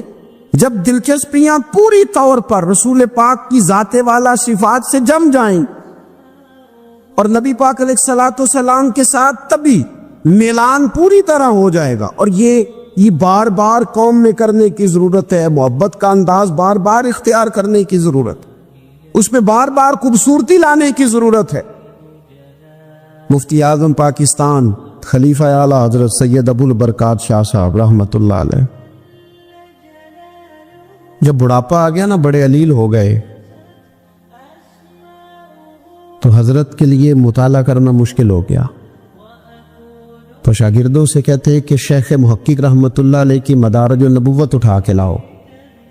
جب وہ کتاب لائی جاتی تو فرماتے اس میں جو محبوب کے فضائل کا باب ہے نا، ذرا مجھے پڑھ کے سناؤ، میرا دل ٹھنڈا ہوتا ہے. ذرا نا مجھے محبوب کی باتیں سناؤ، میری نہ اس سے طبیعت لگتی ہے، میرا دل چاہتا ہے کہ مجھے حضور نبی رحمت علیہ السلام کا تذکرہ سنایا جائے. ان ساری کیفیات کو میں اپنے اندر محسوس کر. میرے عزیز، جب تک یہ خاص رنگ ہم اپنی طبیعت میں پیدا نہیں کرتے اور آنے والی نسل کو یہ منتقل نہیں کرتے، جب تک وہ خوبصورت ہیں. دیکھیں حالات رہیں گے، حالات اچھے برے رہتے ہیں. ہمارے کچھ لوگ کہتے ہیں مولانا صاحب، پیر صاحب، آپ کو تو ذمہ داری ہی یہ ہے، پر ہم پریشان بڑھے، اور اتنے مسائل کے بیچ اگر آپ ہمیں کہیں محبت کی بات کریں تو میں آپ سے عرض کروں، مسائل تو سب کے ساتھ رہتے. ہاں ہمیں یوں لگتا ہے کہ سامنے والا شاید بڑا سکھی ہے. میں آپ کو بڑی ذمہ داری سے کہتا ہوں، بڑے لوگ جو ہوتے ہیں نا، ان کے دکھ بھی ذرا بڑے بڑے ہی ہوتے ہیں. نبی پاک علیہ السلام کی جو محبت ہے نا، وہ انسان کے لیے زندگی کو آسان کر دیتی ہے. حضور سے پیار ہوتا ہے نا تو بندہ نفرت کرنی ویسے چھوڑ دیتا ہے. حضور سے پیار کرتا ہے، ہرس ہوس لالچ ویسے نکل جاتا ہے. جب حضور سے محبت ہو جاتی ہے، نماز پڑھنا، درگزر کرنا، درود شریف پڑھنا، قرآن پاک پڑھنا، دین کی خدمت کرنا، حتیٰ کہ جان دینا بھی آسان ہو جاتا ہے. نبی پاک علیہ الصلوۃ والسلام کی محبت انسان کو کبھی بھی پریشان نہیں ہونے دیتی، الجھنے نہیں دیتی، تازہ دم رکھتا ہے حضور کا پیار. شرط یہ ہے کہ محبت صحیح ہو، اصلی ہو، باطن میں ہو. یہ آپ کو آپ کے ذہن کے اندر کبھی بھی کسی بدبو کو نہیں آنے دے گی، طبیعت کو تازہ دم رکھے گی، سکون میں رہے گی. لیکن نبی پاک علیہ السلام کی محبت کے کچھ تقاضے ہیں، ان تقاضوں کو سمجھنا پڑے گا. بالخصوص امت اس وقت جس جگہ پہ کھڑی ہے،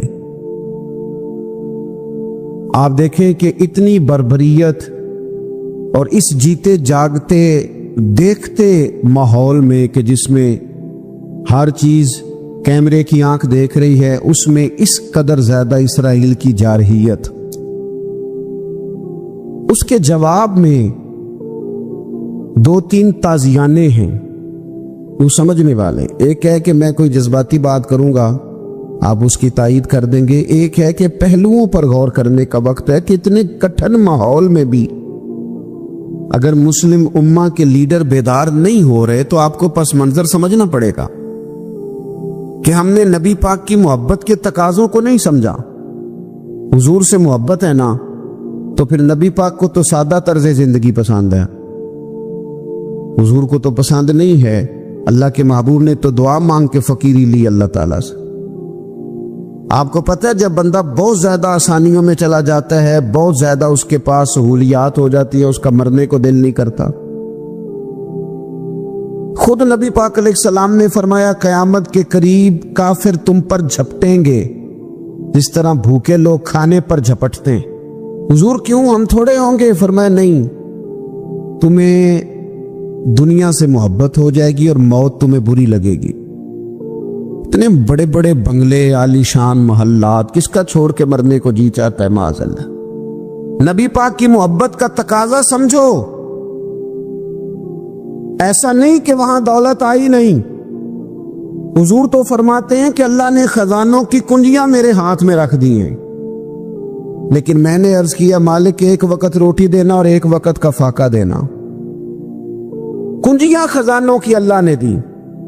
جب تک آپ اپنا طرز زندگی، یہ جو بہت دنیا کا پیار ہے نا، بہت زیادہ مرنے کی ہرس، یہ بہت زیادہ جینے کی ہرس تو اللہ تعالیٰ نے قرآن پاک میں یہودیوں کا طریقہ بیان کیا کہ وہ کبھی مرنے کی تمنا نہیں کریں کیونکہ جینے کی ہرس رکھتے ہیں۔ نبی پاک علیہ السلام کے غلاموں، طرز زندگی جب تک سادہ نہیں ہوتا اور جب تک یہ دنیا کے جھمیلوں سے کسی کو دولت دے کر پیچھے کر دیا جاتا ہے، کسی کو عہدہ دے کر چپ کرا دیا جاتا ہے، کسی کو اقتدار دے کر چپ کرا دیا جاتا ہے، رسول اللہ صلی اللہ علیہ وسلم کے سچے غلام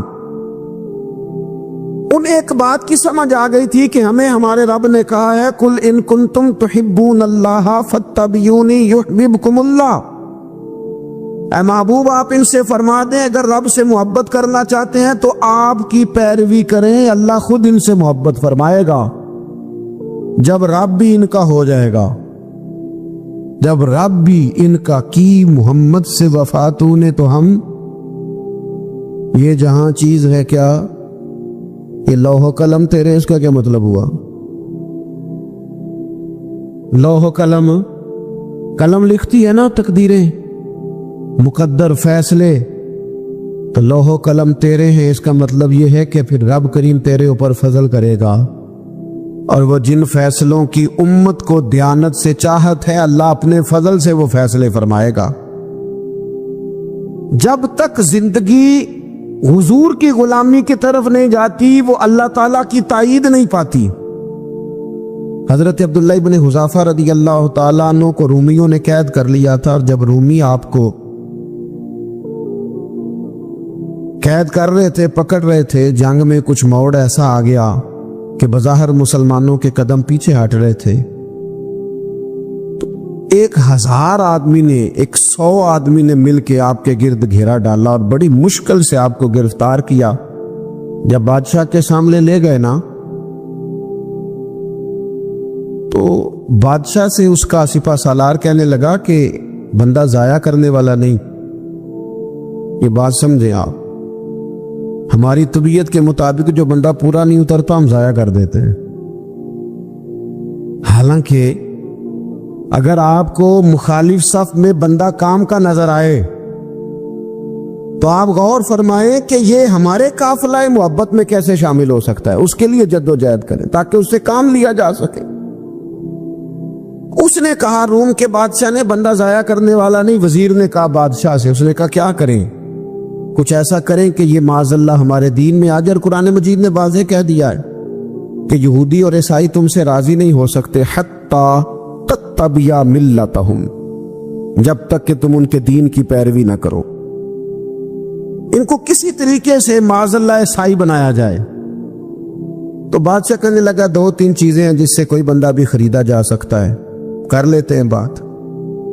उसने सबसे पहले हजरत अब्दुल्ला इब्न हुज़ाफा से कहा कि जितने पैसे आप कहेंगे आपको मिलेंगे, आप इस दीन में आ जाएं माज़अल्लाह।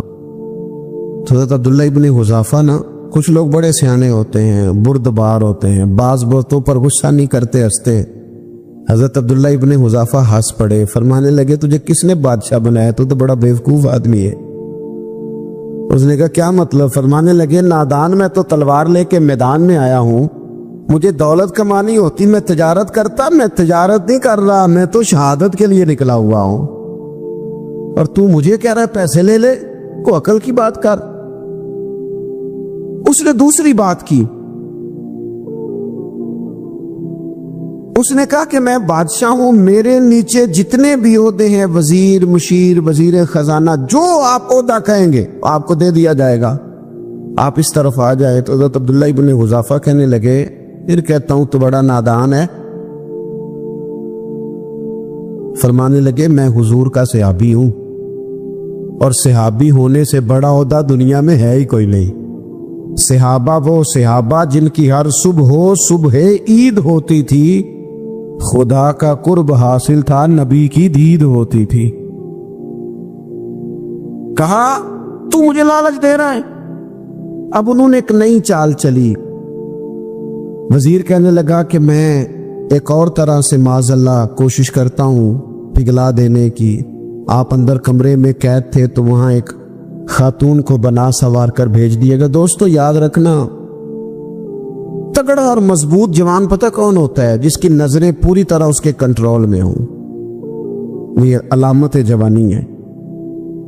जिस आदमी का पूरी तरह, दो लोग दुनिया में कभी कोई कारनामा सर अंजाम नहीं दे सकते, एक जो हराम खाता हो, एक जिसकी नजर नापाक हो। मोहम्मद बिन कासिम जब यहां आए थे ना,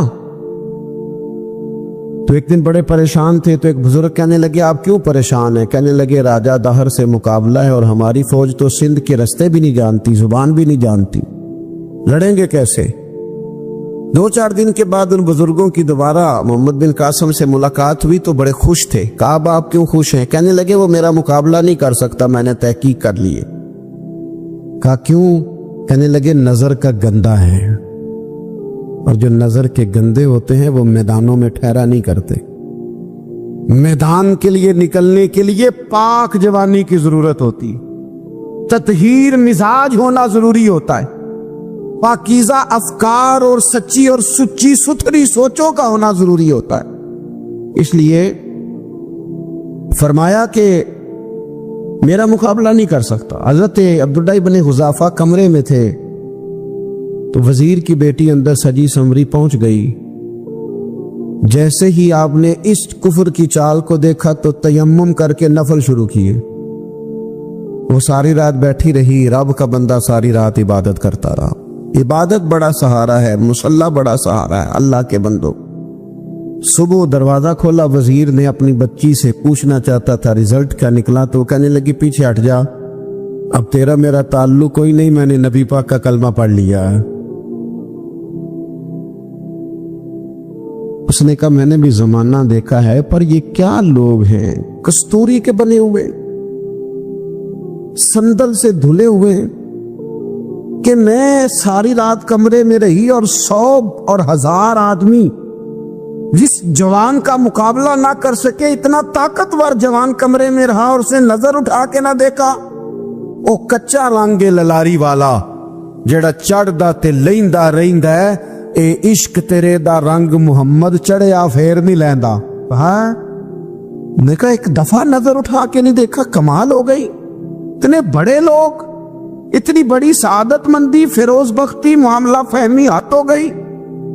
अल्लाह अकबर। दोस्तों, बादशाह जब पूरी तरह हार गया ना, उसने कहा मार दो। तेल गरम किया एक कढ़ाई में, और जब आपको उसमें डालने लगे तो आपकी आंखों में आंसू आ गए।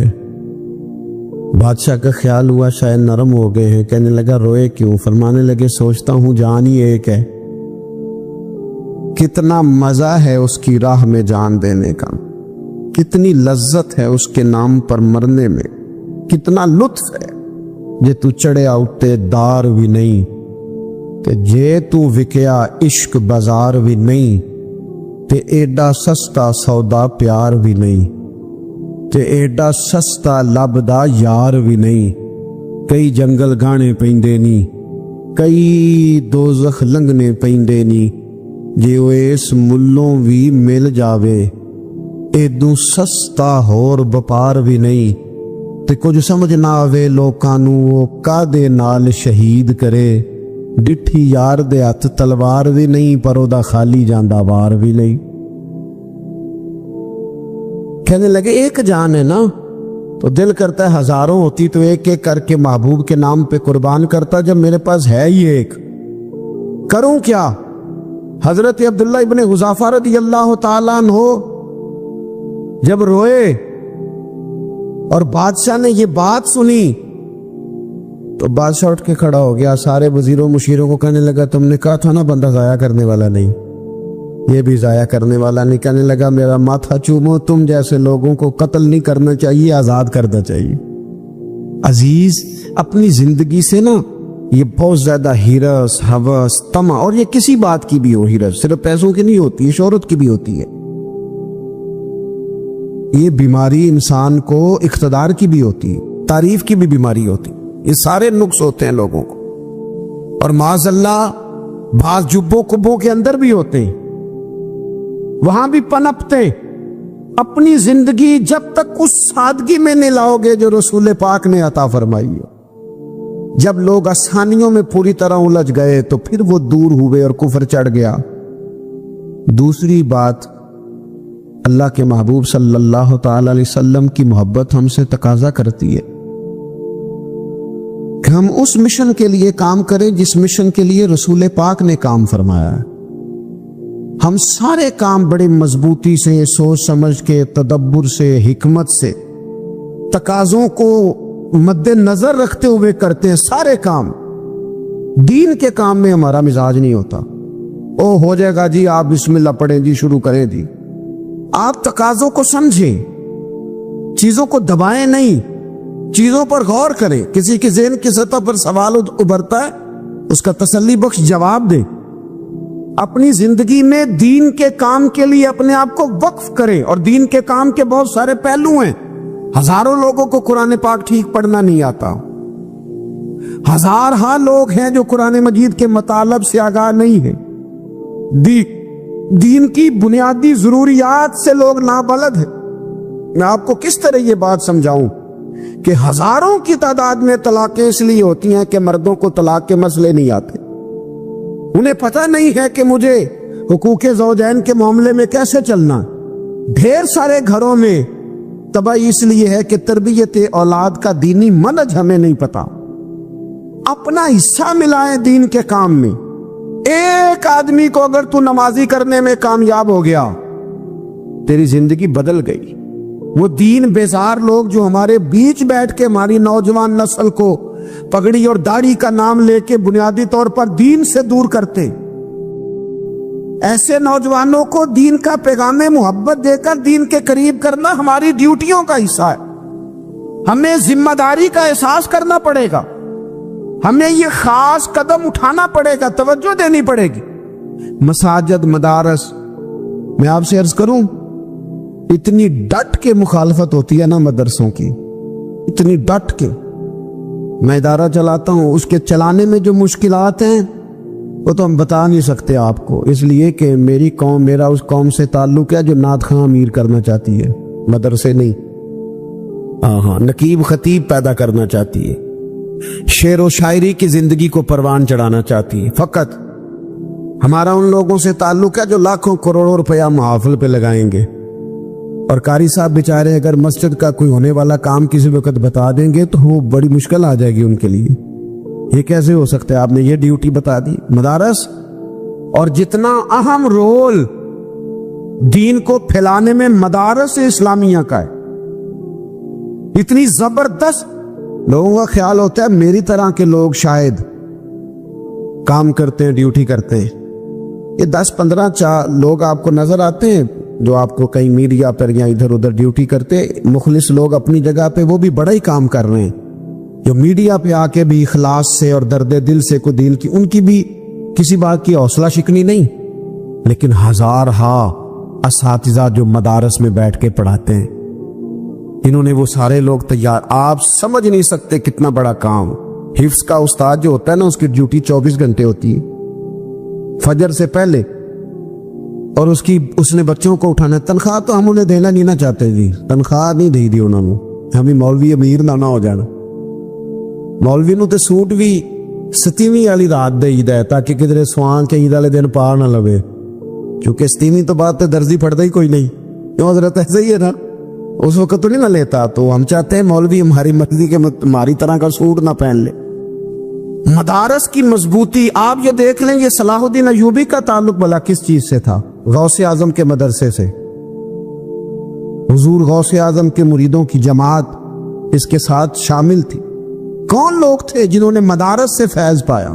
رازی اور غزالی، حضور غوث اعظم، خواجہ اجمیر، یہ سب لوگ مدارس کے لوگ ہیں۔ کمزوریاں ہیں، غلطیاں ہیں، بہت ساری چیزوں کی اصلاح کی ضرورت ہے، لیکن یہ دین کا بہت بڑا قلعہ ہوتا ہے مدرسہ، لیکن اس کی مخالفت کی جاتی ہے۔ مجھے بتائیے، اگر مدرسوں میں کمزوریاں ہیں تو کالجوں یونیورسٹیوں میں نہیں ہیں؟ ہم نے کبھی مخالفت کیا بند کر دو سارے؟ لیکن لوگوں کا جب خیال آتا ہے، جب ہمارے صاحب کا وزیر صاحب تھے سر راہ، کسی دعوت میں میری ان سے ملاقات ہو گئی تو انہوں نے کہا مدرسوں کا کردار کیا ہے آج کے ماحول میں؟ میں نے انہیں کہا کہ مختلف کورسز آپ کراتے ہیں نا، تو اس کے لیے پھر مختلف ویکینسیز ہوتی ہیں، جہاں بچوں کو مدرسے کا کورس کرایا جاتا ہے تو استاد بننا ہوتا ہے، اس نے خطیب بننا ہوتا ہے، مسجد کی ڈیوٹی کرنی ہوتی ہے۔ میں نے کہا بالکل کوئی حکومت سرپرستی نہیں کرتی، لیکن اللہ کا فضل ہے، کبھی آپ نے حکومت سے سنی ہے جس میں جمعے والے دن مولوی نہ ملا ہو جمعہ پڑھانے کے لیے؟ کبھی آپ کو رمضان میں ایسی مسجد ملی ہے جس میں قرآن مجید سنانے کے لیے حافظ نہ ملا ہو؟ یہ ہو سکتا ہے کسی حافظ کو مسجد نہ ملے۔ تو مدارس کے ذمے جو کام تھا مدارس نے جم کے کیا ہے اور ڈٹ کے کیا اللہ کے فضل سے، اور مدارس کے لوگوں کو بھی کمزور نہیں پڑنا چاہیے، کبھی کسی وزیر مشیر مالدار کے روب میں نہیں آنا چاہیے، قطعاً نہیں۔ کیوں؟ کہ یہ وہ عظیم لوگ ہیں رسول اللہ صلی اللہ علیہ وسلم کے دین کے غلام، کہ ابھی ایک لفظ نہیں پڑھا ہوتا الف با تا سا، پہلے دن گھر سے نکلتے ہیں تو حضور فرماتے ہیں اللہ کے فرشتے ان کے پیروں کے نیچے پر بچھا بھی دیتے ہیں، پہلے دن اتنا بڑا اعزاز ملتا ہے۔ تو حضور کی محبت کا تقاضا ہے، دین کا کوئی کام کیا جائے۔ ایک خاتون مسجد نبوی شریف میں جھاڑو دیتی تھی، پر کوئی کام تو کرتی تھی نا، اور کس مسجد میں؟ جہاں 70,000 فرشتے صبح آتے ہیں، 70 شام آتے ہیں، اس مسجد میں وہ خاتون جھاڑو دیتی تھی۔ بخاری ہے، جب ان کا انتقال ہو گیا صحابہ نے سوچا کہ حضور کو تکلیف ہوگی، بغیر بتائے جنازہ پڑھ دیا۔ حضور صبح تشریف لائے، تازی قبر دیکھی، اور محبوب وہ ہیں جو فرش پہ کھڑے ہو کے عرج کی خبریں دیتے ہیں۔ نبی پاک علیہ الصلوۃ والسلام نے فرمایا کہ مجھے اطلاع کیوں نہیں دی اس کے انتقال کی؟ یہ کرم دیکھو، کوئی ڈیوٹی تو کرتی تھی نا یار، پر خلوص سے، پر پیار سے، پر اللہ کو راضی کر دے گی، پر درد دل سے۔ اور دین کی ڈیوٹیاں کرنے والے دوستو سنو، حضور صبح آئے، قبر کو دیکھ کر فرمایا مجھے کیوں نہیں بتایا؟ یا رسول اللہ آپ کو تکلیف دینا مناسب نہ جانا؟ تو قبر پہ کھڑے ہو کے حضور نے فرمایا صف بناؤ، میں دوبارہ جنازہ پڑھاؤں گا، صف بناؤ، میں دوبارہ جنازہ پڑھاؤں گا۔ کوئی ڈیوٹی تو۔ تیسرا تقاضا حضور کی محبت کا، سمجھو میں بس بڑی جلدی بات سمیٹنے لگا ہوں، حضور کی امت سے پیار کرو، یہ نبی پاک کی محبت کا تقاضا ہے۔ حضور اس بندے سے بڑے راضی ہوتے ہیں جو حضور کی امت سے پیار کرتا ہے۔ آپ کو پتہ ہے حضرت جبریل امین علیہ السلام نے معراج کی رات حضور علیہ الصلوۃ والسلام سے عرض کی تھی کہ اللہ کی بارگاہ میں عرض کیجئے گا میری بھی ڈیوٹی لگ جائے آپ کی امت کے ساتھ محبت کرنے پر۔ تو یہ کیوں کہا تھا انہوں نے؟ علماء نے لکھا اس لیے کہا تھا کہ حضرت جبریل بھی جانتے ہیں کہ حضور کی امت سے محبت کی بات کی جائے نا تو نبی پاک راضی ہوتے ہیں. امت سے پیار کرو گے نا، امت سے. ایک صرف بات کا خیال رکھنا، عقیدہ برا ہو تو بات دوسری ہے، ورنہ میرے محبوب کی امت کا ایک ایک شخص جو مدینے والے کا کلمہ پڑھتا ہے، جو حضور کا غلام ہے، اس کے بارے میں اپنے دل میں گنجائش رکھنا، پیار رکھنا، وارفتگی رکھنا. او دوستو، یہاں لوگ کس کس طرح گروہوں کو، جماعتوں کو سپورٹ کرتے ہیں. نبی پاک نے اس امت کی کثرت پر فخر بیان کیا اور حضور فرمانے لگے 120 صفیں جنتیوں کی ہوں گی، قیامت میں 80 صفیں صرف میری امت کی ہوں گی. میں کثرت امت پر فخر کروں گا. ان لوگوں سے پیار کرنا ہے، ان کے دکھ درد کو سمجھنا ہے. پتہ ہے آج کیا ہوتا ہے؟ آج ہمیں نا مختلف چھوٹے چھوٹے ملکوں میں بانٹ دیا گیا، تو ہم کسی دوسرے مسلمان بھائی کا درد نہیں محسوس کرتے. ہم گھروں میں نہیں محسوس کرتے. پڑوسی پر ظلم ہو رہا ہو تو ہم کہنے پتر ساڈا نہیں مسئلہ، یہ مسئلہ ہے، تینوں کی لگے. حالانکہ پڑوسی کی آگ اس لیے بھی کسی وقت بجھا دینی چاہیے کہ پڑوسی کی نہ بجھائی جائے تو اپنا گھر بھی زاد میں آ جاتا. آج امت مسلمہ سے ہمیں بس لگا دیا گیا اپنے حصے کی روٹی کماؤ، اپنے حصے کی کوٹھی بناؤ، اپنے حصے کی گاڑی خریدو، اپنے حصے کا کام کرو. امت کا درد، امت کی بات، وحدت امت کا تصور، امت کا دوبارہ سے وہ شان ارسل رسولہ بالہدی ودین الحق لیظہرہ علی الدین کلہ، وہ تصور کب ہوگا؟ اس وقت ہوگا جب ہم بات امت کی کریں گے. نبی پاک علیہ السلام نے فرمایا مسلمان کی مثال ایک جسم کی طرح ہے. جسم کے ایک حصے کو تکلیف ہو تو سارا آزمائش میں آ جاتا ہے. مجھے بتاؤ یہ انگلی درد کرتی ہو، یہ انگلی جسم کا حصہ ہے نا، تو میرا خیال ہے دماغ یہ کہہ دے گا کہ انگلی کی درد ہے نا، مینوں کی لگے. دل کہہ دے گا کوئی نہیں ٹینشن لینی، انگلی کا مسئلہ ہے نا. ایسا نہیں ہوتا، بلکہ جب انگلی میں درد ہوتی ہے تو دماغ منصوبہ بندی کرتا ہے کہ اس کا علاج کیسے ہو سکتا ہے. دل پریشان ہوتا ہے، پیر چل کے جاتے، ہاتھ وہ دوائی وصول کرتے، دانت اسے چبا کر، حلق اسے نگل کر، معدہ اسے ذخیرہ کر کے جسم میں پھیلاتا ہے، پھر جا کے انگلی شفا پذیر ہوتی ہے. ایک حصے کو درد ہو تو سارا حصہ کام پہ لگ جاتا ہے. اسرائیل اگر تکلیف دے رہا ہے فلسطینیوں کو تو ہونا چاہیے تھا نا بعض مسلمان حکمرانوں کو نیند نہ آتی، وہ درد دل محسوس کرتے. ہونا چاہیے تھا نا کہ بعض لوگ یہاں ہم کیا کرتے ہیں بھلا بیٹھ کے، اب تو مجھے بعض چیزوں سے کوفت بھی ہونے لگا. ہم دیتے ہیں بیان، مذمت. آپ کے بیان دینے سے کیا ہوگا؟ فلانے نے بھی بیان دے دیا، فلانے نے بھی کلپ دے دیا. یہ کیا کر رہے ہیں؟ یہ تو آپ زندہ رہنا چاہتے ہیں. وہ جس طرح آج کل ہمارے ہاں بہت ساری چونکہ جماعتیں ہیں تو کشمیر ڈے آتا ہے نا تو مل کے ریلی نہیں نکالی جا سکتی، سوال نہیں پیدا ہوتا، کیونکہ ہمیں جماعتوں کو زندہ رکھنا ہے. اس جماعت کی خبر الگ لگنی چاہیے، اس جماعت کی خبر الگ. تو ایسے کوئی انقلاب آئے گا؟ یاد رکھنا امت کو پوری کو ایک طاقتور آواز بننا پڑے گا. ہمیں تھوڑا تھوڑا اوپر اٹھ کے سوچنا پڑے گا. خدا را اللہ تعالیٰ مجھے معاف کرے اگر کوئی بات میں ستی کر رہا ہوں. دل کی گہرائی سے عرض کرتا ہوں اب تو بڑا سخت وقت آ گیا. اب چونکہ اب تو کیمرے کی آنکھ آئی ہے تو وہ زخمی بچے دیکھے نہیں جاتے، وہ تڑپتی مائیں دیکھی نہیں جاتی، وہ سسکتی اور آواز دیتی بیٹیاں سنی نہیں جاتی. وہ آوازیں ایسی ہیں جیسے وہ رات کے سناٹوں میں چیخیں بن کے لوگوں کو جگایا کریں گی.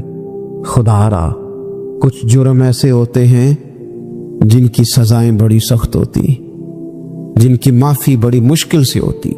اپنے اندر جذبہ ایمانی پیدا کریں. اور میرے دوستو بستر پر بھی تو لوگ ماری جایا کرتے ہیں نا. اپنی زندگی رسول اللہ صلی اللہ علیہ وسلم کے دین کے نام کرو. جذبہ جہاد، شوق شہادت اور عشق رسول، یہ عناصر ہیں جو امت مسلمہ کو پیروں پر کھڑا کریں. 2 منٹ کے لیے سوچو امت اگر اسی طرح کٹتی رہی، پریشان رہی، دکھتی رہی، اور باری باری کر کے، اقبال نے کیا کہا تھا؟ اس نے کہا تھا وطنوں میں، انہوں نے کہا تھا کہ ان تازہ خداؤں میں بڑا سب سے وطن ہے، جو پیرہن اس کا ہے وہ مذہب کا کفن ہے۔ تو اقبال ہم کیا کریں؟ کہنے لگے بازو تیرا توحید کی قوت سے قوی ہے، اسلام تیرا دیس ہے، کیونکہ تو مصطفی ہے۔ تو بحیثیت مسلمان سوچنا شروع کر، بحیثیت مسلمان، اور یوں تو سید بھی ہو، مرزا بھی ہو، افغان بھی ہو، تم سبھی کچھ ہو، بتاؤ کہ مسلمان بھی ہو۔ تمہارے اندر کہیں سے کوئی مومن بھی بولتا ہے کہ نہیں؟ علاقائی تعصبات اور ملکی سرحدوں میں قید ہو جانے والوں، تم ایک نبی کی امت ہو۔ کیوں نہیں سمجھتے؟ جب کشمیر کی بیٹی روتی ہے تو مدینے والے محبوب پاک علیہ السلام کی امت کی بیٹی روتی، جب فلسطین کی بیٹی روتی ہے تو امت کی بیٹیاں روتی۔ خدا را کچھ درد دل اپنی طبیعت میں پیدا کریں۔ میں حکمرانوں کی بات نہیں کرتا، میں تو عام لوگوں سے ایسے تبصرے سنتا ہوں جو نہیں کرنی چاہیے۔ اور نہیں جی نہیں، دوسرا رخ بھی دیکھو، عام آدمی اٹھ کے، عام لوگ بھی یہ خطرناک سوچیں اور ان سے خوفناک نتائج برآمد ہوں گے۔ اور 3 باتیں میں نے آپ کی خدمت میں عرض کی ہیں۔ ایک تو کوشش کریں اپنی زندگی کے اندر کہ زندگی کو سادہ کریں، پیسہ ضرور کمائیں لیکن پیسے سے پیار نہ کرو، پیار تو مدینے والے رسول سے کرنا۔ دولت، ہرس، ہوس، طمع، ان سے باہر آؤ۔ اور دوسری گزارش آپ کی خدمت میں یہ عرض کی ہے، کچھ نہ کچھ دین کا کام، اور اس میں بھی شہرتوں سے بچتے ہوئے، تصویروں سے بچتے ہوئے۔ میں ہر محفل میں شاید کہتا ہوں میری فوٹو آ رہی ہے اور لائیو آ رہا ہے اور فلاں ہو رہا ہے، لیکن اس محفل کا خوبصورت انسان وہ ہے جو سب سے پیچھے بیٹھا ہے، وہ کسی فوٹو کے لیے نہیں آیا۔ اور میں ڈھیر سارے لوگ دیکھ رہا ہوں، یہ جو آگے بیٹھ جاتے ہیں بعض اوقات 5 7 10 لوگ، یہ بڑی تصویر سازی کرتے ہیں، لیکن جو پیچھے بیٹھے ہوتے ہیں ان کی کوئی فوٹو نہیں آتی۔ اور میں نے بہت سارے لوگوں کو دیکھا ہے کبھی موبائل کو ہاتھ بھی نہیں لگاتے، لیکن جن کے لیے آئے ہیں انہیں تو پتہ ہے نا کون کون آیا ہے۔ اور کچھ دین کے لیے کریں۔ اور تیسری گزارش آپ کی خدمت میں یہ ہے کہ امت بن کر بھی ضرور سوچے اور امت کے دکھوں کا مداوا بھی کرے اور امت مسلمہ کا درد بھی اپنے سینے میں ضرور محسوس کرے۔ اللہ تعالی ہماری اس بزم کو جی ایک بات اور سن لیں جی، نبی پاک علیہ الصلوۃ والسلام نے ارشاد فرمایا، لائے جی، حضور سید عالم علیہ الصلوۃ والسلام نے ارشاد فرمایا کہ جب تک بندہ اللہ کے بندوں کی مدد میں رہتا ہے نا، اللہ بھی اس کی مدد کرتا رہتا ہے۔ یعنی اگر آپ امت کے لیے سوچتے ہیں، کوئی امت کے لیے فکر پیدا کرتے ہیں، کچھ امت کی سوچیں لاتے ہیں، تو اللہ بھی مدد فرمائے گا۔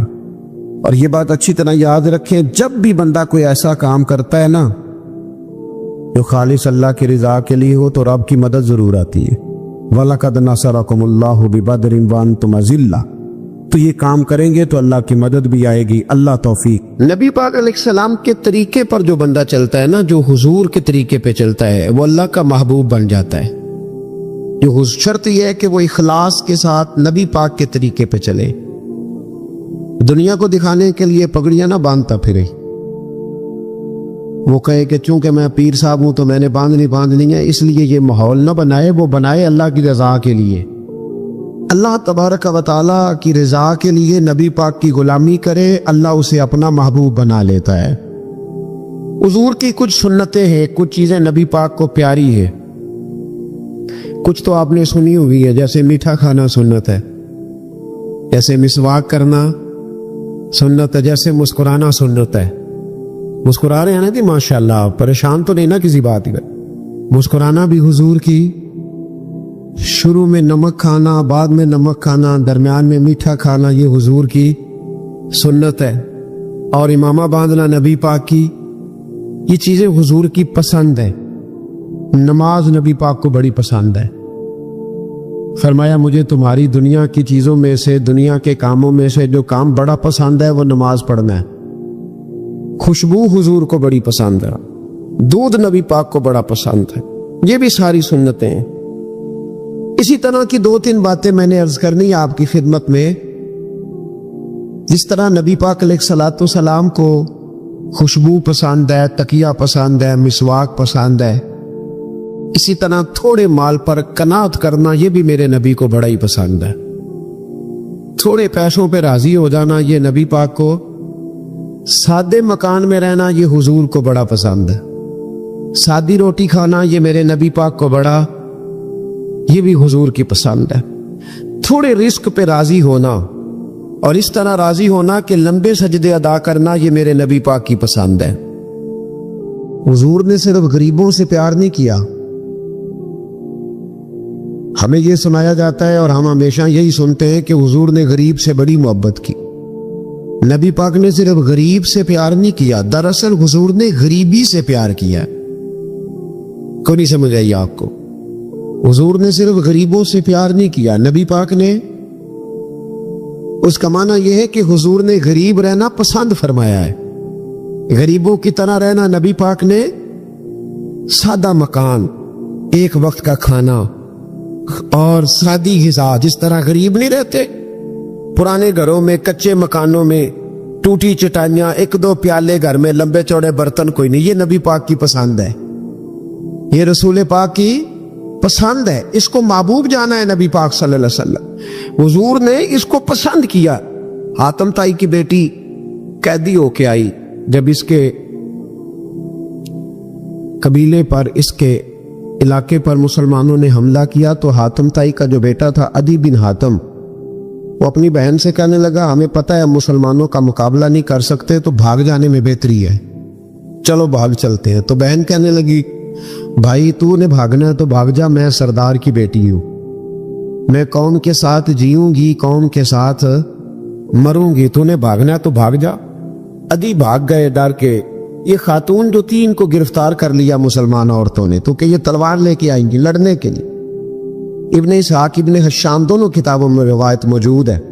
یہ خاتون کہتی ہے کہ میں نے بڑے تگڑے سوال تیار کیے، کیونکہ معاذ اللہ ثم معاذ اللہ میرا خیال تھا وہ نبی نہیں، وہ بادشاہ ہیں، وہ ایک اسٹیٹ کے سربراہ ہیں، وہ حکمران ہے. میں معاذ اللہ نبی نہیں. میں نے بڑے تگڑے سوال تیار کی اور میں اپنے آپ سے کہی تھی میں ایسی ایسی باتیں کروں گی مسلمانوں کے نبی سے کہ انہیں جواب نہیں آئے گا. معاذ اللہ ثم معاذ، نقل کفر نہ باشد. کہتی ہے میں حضور کے سامنے لائی گئی گرفتار کر کے، اور جب مجھے حضور کے سامنے کھڑا کیا گیا نا تو میرا سر ننگا تھا. توجہ ہے میری بات پر؟ میرا سر ننگا تھا تو میرے ذہن میں بڑے سوال تھے، میری گردن اکڑی ہوئی تھی. حضور نے میرا ننگا سر دیکھا تو محبوب ممبر سے اٹھے، اپنے کندھوں سے مدثر والی چادر اتاری گا، اور حضور علیہ السلام نے حاتم تائی کی بیٹی کے سر پہ دے دی. بی بی کہتی ہے جب حضور کی چادر آئی تو میری اکڑی ہوئی گردن خود بخود جھک گئی نیچے کی طرح، خود بخود جھک گئی. سوال ابھی بھی میرے ذہن میں موجود تھے. اتنے میں ایک صحابی حضور کی بارگاہ میں آئے اور عرض کرنے لگے یا رسول اللہ صلی اللہ علیہ وسلم یہ کافر کی بیٹی ہے، مشرک نجس ہوتا ہے، تو میں اپنی چادر نہ دے دوں، آپ اپنی لے لیں، کافر کی بیٹی ہے. تو محبوب نے اس کی طرف جلال کی نظروں سے دیکھا، فرمایا خاموش ہو جا، بیٹیاں برابر ہوتی ہیں، تیاں سانجیاں ہوندیاں، بیٹیاں. بولیے جی پکی بات ہے؟ بزرگ چپ کر جائیں، نوجوان بولے.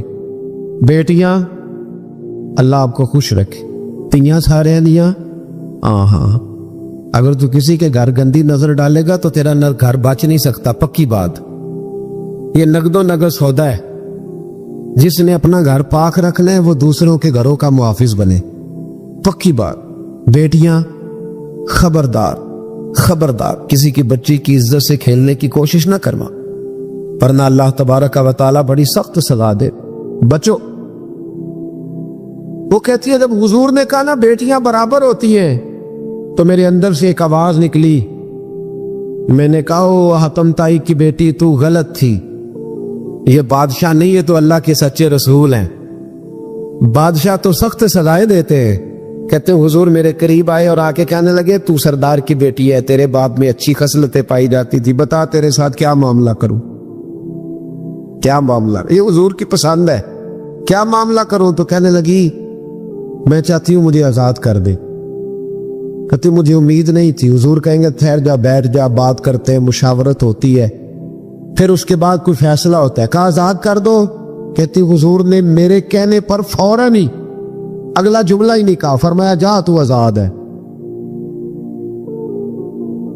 कहती है मैंने एक जुमला और कहा, मैंने कहा मैं अकेली नहीं जाऊंगी, सारा काफिला आजाद करो। अब तंगी ये दामा पे ना जा, और भी कुछ मांग है आज वो माहिल बाता, और भी कुछ मांग। कहने लगी अकेली नहीं जाऊंगी, सारा काफिला, सारा कबीला आजाद हो। हुजूर ने फरमाया तू पता नहीं क्या सोच रही है, तू जहां आई है वहां से खाली जाता ही कोई नहीं, सारा काफिला। हुजूर ने फरमाया भी इसके कबीले को खाना वाना खिलाओ और सारे ही आजाद कर दो। वापस घर गई तो अपने बाप को, अपने भाई को बुलाया, बुला के कहने लगी भाई वो बादशाह नहीं, वो नबी हैं। बादशाह नहीं वो, अब तो जिनको फकीर होना चाहिए था वो भी बादशाह बन गए। बादशाह सलामत, बादशाह सलामत। मैं रात बूरे वाले में था, भाई मेहरबानी पैसे ना लेके आइएगा बाप, अपनी अपनी जगह पर बैठे, ये काम बिल्कुल न कर, अल्लाह आपको खुश रहे, बरकत दे। मैं इसको हराम नहीं कहता, पर ये स्टाइल नजराने का दुरुस्त नहीं, इससे बचा करें, वरना फिर वही बंदा चंगा लगना जिन्हें पैसे लेके आना है। दूजिया का दिल करना है टोरी जानते चंगे ने, इसलिए इस चक्कर से बाहर निकल है ताकि कौम समझदार हो जाए। बिल्कुल ये काम नहीं करे। सुने और याद रहे, मैं था वहां दूर तो 2-3 बच्चे ना यूं हाथ बांध के खड़े हो गए। अब हुजूर ने फरमाया कि इस तरह का मामला ना करो जैसे मजूसी अपने बादशाहों के साथ करते थे। मैं कहा पुत्र बैठ जो, कहते नहीं साड़ी ड्यूटी है। मैं कहा केस लाइए, मैं बादशाह सलामत था तो बैठ जो, कुर्सी तेरा आमदा, क्या चक्कर चल गया, हाथ बांध के खड़े होना, कोनों में खड़े, क्या इसका मतलब? अदब अदाब है, करने चाहिए, लेकिन क्या लोगों को सजा मिली हुई है कि वो बेचारा जो गरीब आदमी, अदब अदाब सिर्फ उसकी जिम्मेदारी है? माड़ा आया तो पीर साहब ने अदब पे लगा दिया, और तगड़ा आया तो खुद अदब करना शुरू कर दिया।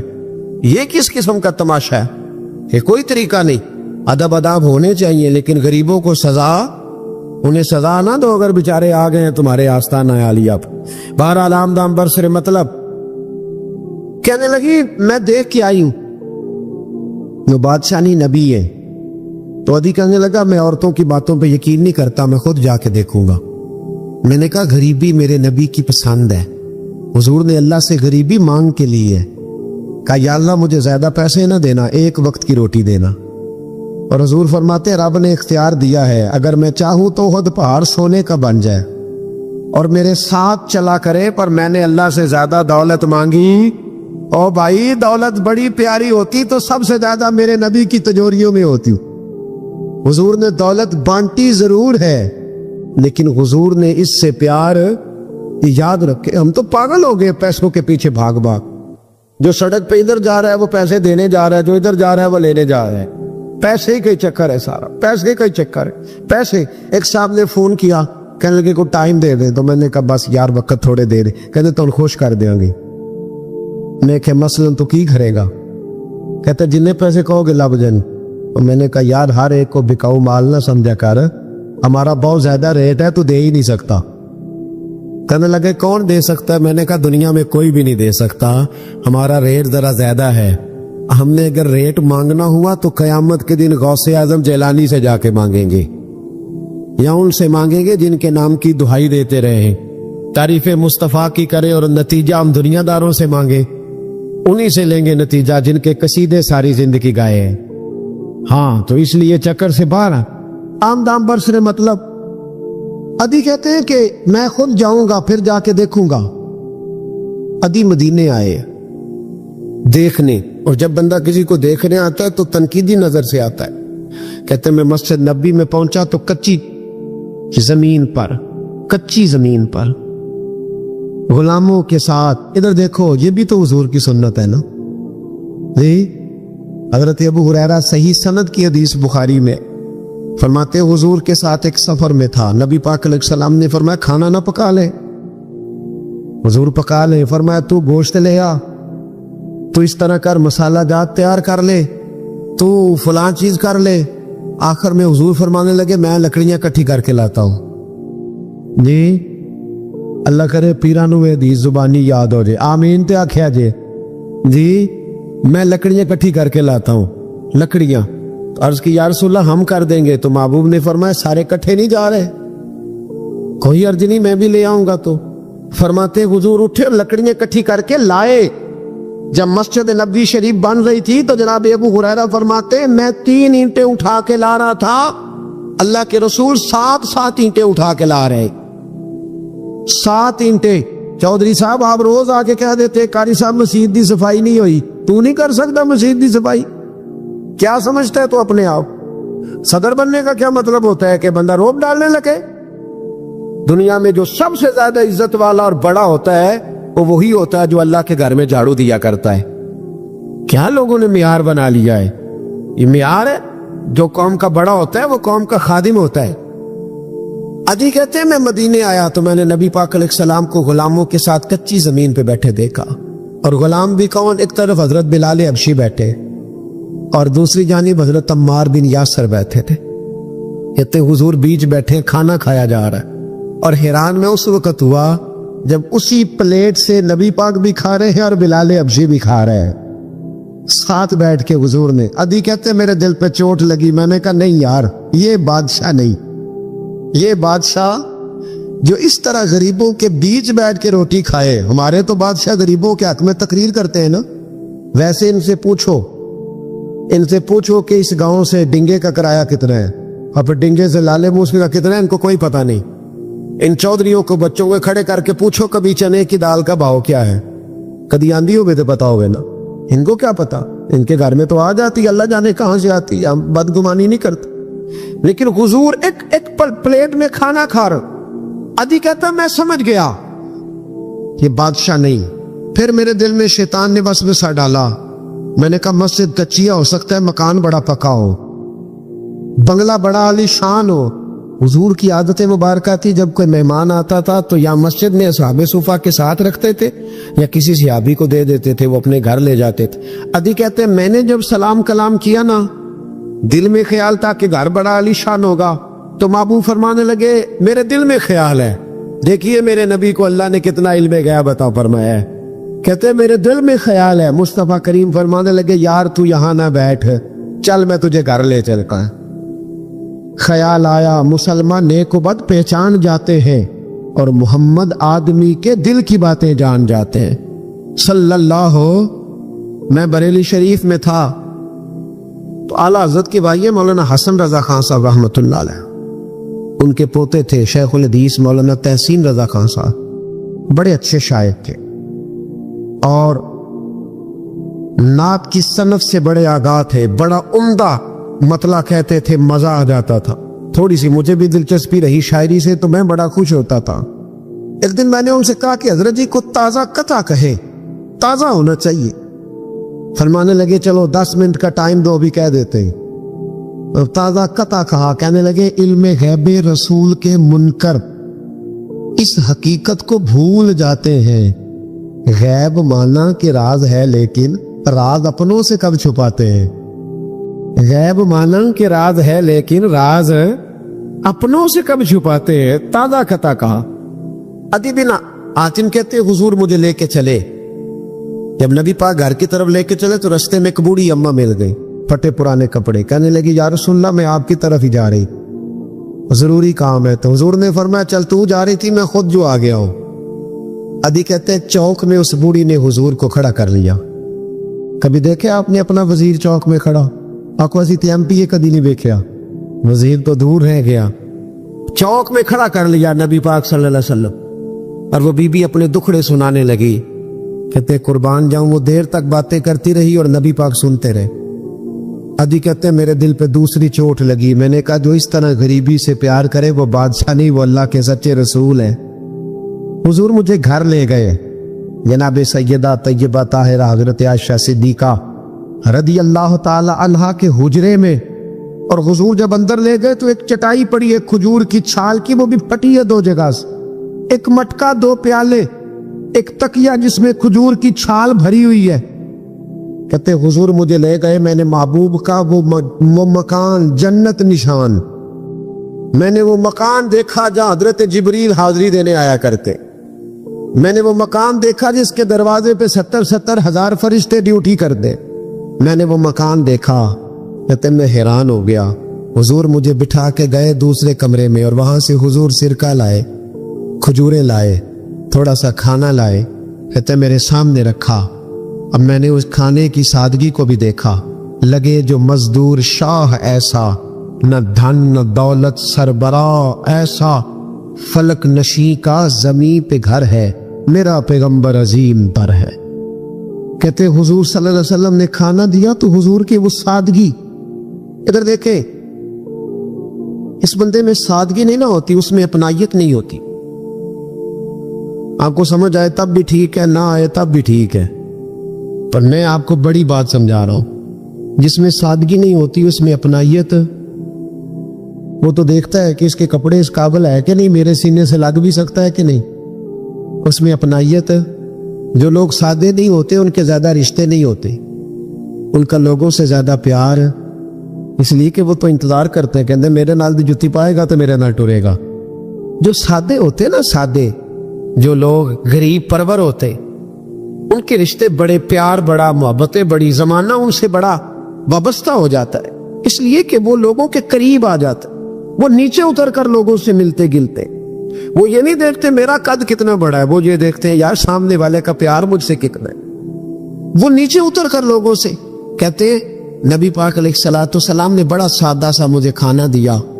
جب میں کھا چکا تو حضور فرمانے لگے سارا کچھ تو آپ نے دیکھ لیا, کیا پروگرام ہے, کب جانا ہے آپ نے, دیکھ لیا سارا کچھ, اگلا پروگرام بنائے. تو ادھی کہتے میں دور بیٹھا تھا, میں اٹھ کے قریب آ گیا.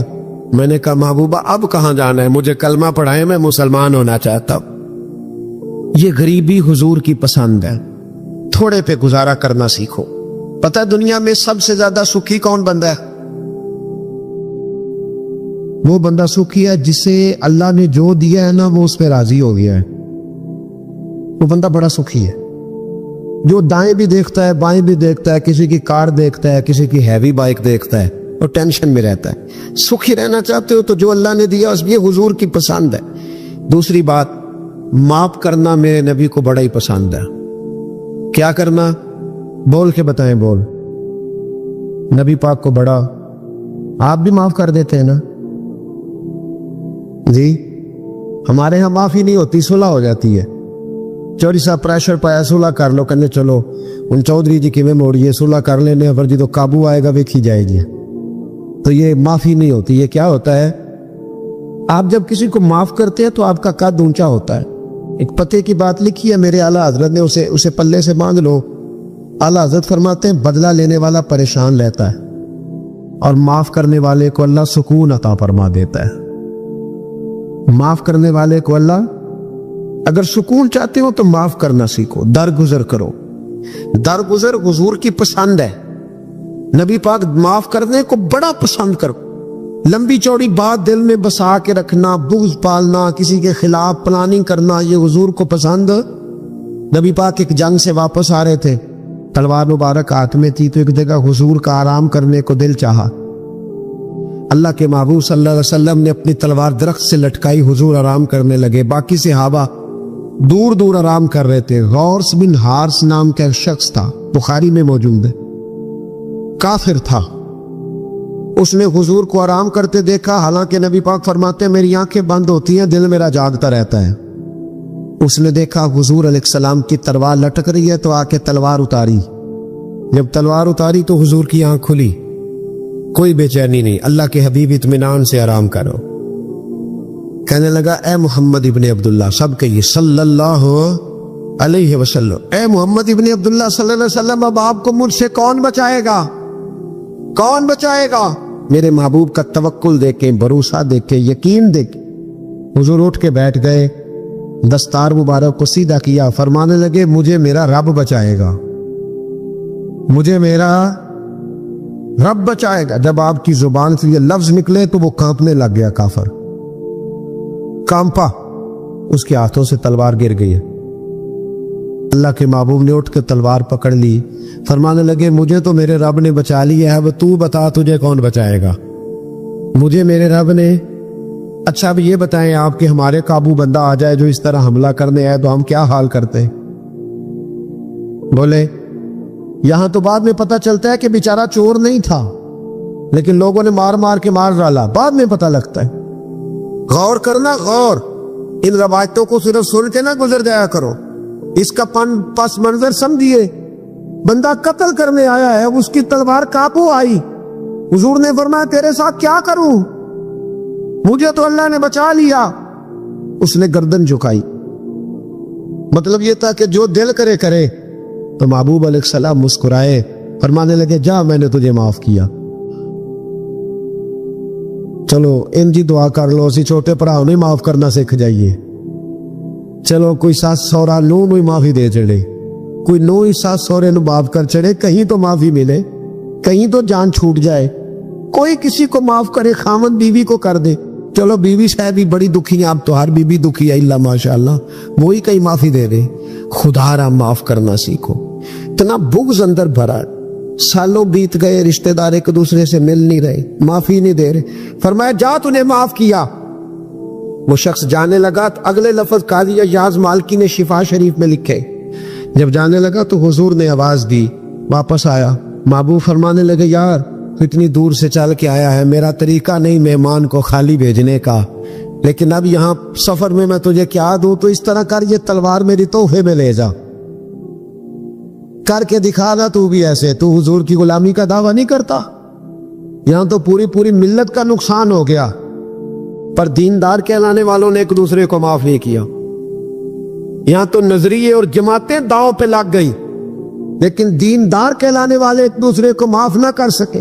اللہ جانے وہ کیا ایسی باتیں تھی جو رہ گئی سینوں میں، بستیاں اجڑ گئی پر ہم معاف نہ کر سکے، چند باتیں نہ دلوں سے نکال پائے۔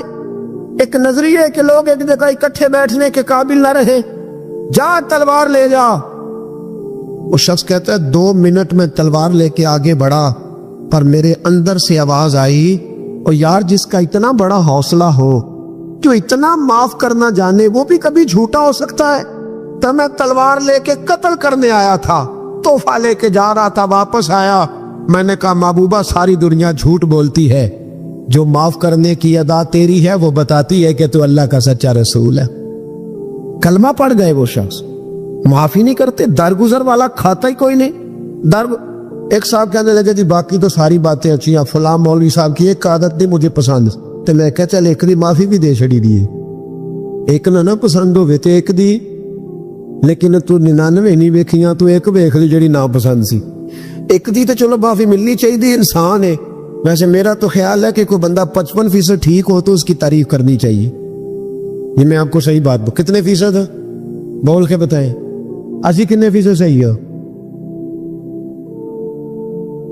تو پھر کم از کم جو 55% صحیح ہے اسے تو صحیح مان لو۔ اپنا اگر حال 5% ہے تو جو 55% ٹھیک ہے اسے تو صحیح مان لو۔ چلو چھوڑو 45% بھی اگر غلط ہے تو پھر بھی زیادہ پرسنٹ تو ٹھیک ہی ہے نا، معاف کریں۔ حبار بن اسود، اس نے حضور کی بیٹی کو شہید کیا تھا۔ بیٹیاں بڑی پیاری ہوتی ہیں، یہ بیٹی جو ہوتی ہے نا یہ دل کا سکون ہوتی ہے، بڑی پیاری، اور بیٹیوں کا سکھ انسان کو جوان کرتا ہے، ان کا دکھ بندے کو بوڑھا کر دیتا ہے۔ حبار بن اسود نے نبی پاک کی بڑی شہزادی، حضور کی 4 بیٹیوں نے دین کے لیے بڑی قربانیاں دی ہیں۔ ہمارا تو پراپوگنڈا ہے نا، جدھر دنیا چل گئی باہر حال ہے، اس میں کوئی شک نہیں کہ عظمت زیادہ سیدہ فاطمہ کی ہے، پیار زیادہ حضرت فاطمہ سے کیا گیا ہے، لیکن حضور کی بیٹیاں کتنی ہیں بولے؟ ہمارے ہاں بس وہ نقیب بھی کہتا ہے اور میں پڑھن لگا حضرت فاطمہ دی منقبت، میں کہ پہلی نہ تینہ دی پڑھ ہاں، پہلا میں مولا علی کی منقبت پڑھنے لگا۔ حضرت علی کا بغض کفر ہے، نفاق ہے، ان کا پیار ایمان ہے، پر باقی 3 کی بھی شان بیان کرنا وہ کوئی نہیں، تو انہوں دی کسی نو بھی ادھر کیوں نہیں جاتے؟ بیاں ہو کس زبان سے مرتبہ صدیق اکبر کا، کہ محبوب خدا محبوب ہے صدیق اکبر کا، لٹایا راہ حق میں گھر کئی بار اس محبت سے، کہ لٹ لٹ کر حسن گھر بن گیا صدیق اکبر کا۔ کیوں نہیں بڑی بیٹی تھی سیدہ زینب، بڑی شہزادی، مکے سے مدینے آ رہی تھی، گھوڑے پہ بیٹھی تھی، پیٹ میں بچہ تھا۔ حبار بن اسود نے گھوڑے کو کوئی چیز لگا دی، چبھو دی، گھوڑا تیز دوڑا، میرے محبوب کی بڑی شہزادی گھوڑے سے گری، پیٹ میں بچہ تھا، تکلیف ہوئی، کتنے مہینے بیمار رہیں، حمل بھی ضائع ہوا، اور سیدہ زینب وصال بھی کر گئی۔ جب ان کا انتقال ہوا تو روایت حضرت ابو ہریرہ کی موجود ہے، فرماتے میں نے حضور کی ساری داڑھی کو آنسوؤں سے بھرے ہوئے دیکھا۔ محبوب پریشان ہوئے ان کے وصال، دکھ ہوا حضور۔ وہ قاتل حبار بن اسود فتح مکہ کے موقع پر چہرے پر نقاب پہن کے آ گیا اور حضور کے سامنے کھڑے ہو کے کہنے لگا یا رسول اللہ کو بہت بڑا دشمن بھی آئے تو معاف کر دیتے ہو، بہت بڑا دشمن بھی۔ میرے نبی پاک نے فرمایا حبار چہرے سے کپڑا ہٹا، بیٹیاں بھولا نہیں کرتی، پر تو کلمہ پڑھ میں تجھے بھی معاف کرنے کو تیار۔ تیرا حوصلہ کدھر ہے؟ تو درگزر ہی نہیں کرتا، تو سڑک پہ لڑ رہا ہے، چوک پہ لڑ رہا ہے۔ آخری بات سنیں، حضور نے غریبی کو پسند کیا، معاف کرنے کو بڑا پسند کیا، اور نبی پاک صلی اللہ تعالی علیہ وآلہ وسلم نے صلح کرانے کو بڑا پسند فرمایا۔ کیا کرانے کو؟ جی فرمایا اگر صلح کرانے کے لیے تمہیں بظاہر خلاف واقعہ بات بھی کہنی پڑے، یعنی لگے کہ جھوٹ بولنا پڑ رہا ہے، تو میرے نبی نے اجازت دی پھر بھی صلح کرا دو۔ آج ہم نہ لڑائی کرا رہے لیڈروں کی بھی لڑائی کئی مشیر کے لات کراتے، اس پر دلیل دوں گا، مشیر ناراض نہ ہو جائے پر دلیل دوں گا۔ مولا علی شیر خدا سے ایک شخص نے کہا حضور باقی 3 خلفاء کے زمانے میں اتنی جنگ نہیں تھی جتنی آپ کے زمانے میں، تو آپ فرمانے لگے ان تینوں کا مشیر میں تھا، میرے مشیر تیرے جیسے ہے، اس لیے یہ تباہی ہو رہی ہے۔ مہربانی فرمائیں، مشورہ صحیح دے، ہم ایک دوسرے کو اس طرح کی کہانیاں سناتے کہ دور کرتے۔ حضور نے، پتہ ہے آپ کو بڑی مشہور حدیث ہے بخاری میں، نبی پاک صلی اللہ علیہ وسلم نے فرمایا اگر میں دیر سے آیا نا تو جماعت کرا لینا، انتظار نہ کرنا۔ یا رسول اللہ آپ جماعت چھوڑ کیوں رہے ہیں؟ فرمایا 2 قبیلوں کی صلح کرانے جا رہا ہوں۔ حضور نے فرمایا جماعت میں میرا انتظار ہے۔ کہاں جا رہے تھے نبی پاک؟ بولے سن لو حدیث مسند امام احمد بن حنبل میں، فرمایا 2 مسلمانوں کی صلح کرا دے، اللہ تجھے 2 حج اور 2 عمرے کا ثواب عطا فرمائے گا۔ 2 حج اور چلو ادھر جو پھول نہیں پہنے، کسی استقبال نہیں کرنا، کسی فوٹو نہیں دینی کہ آج یہ ہو گیا ہے، لیکن حج ملے گا ضرور، اس لیے کہ میرے نبی نے وعدہ فرمایا ہے۔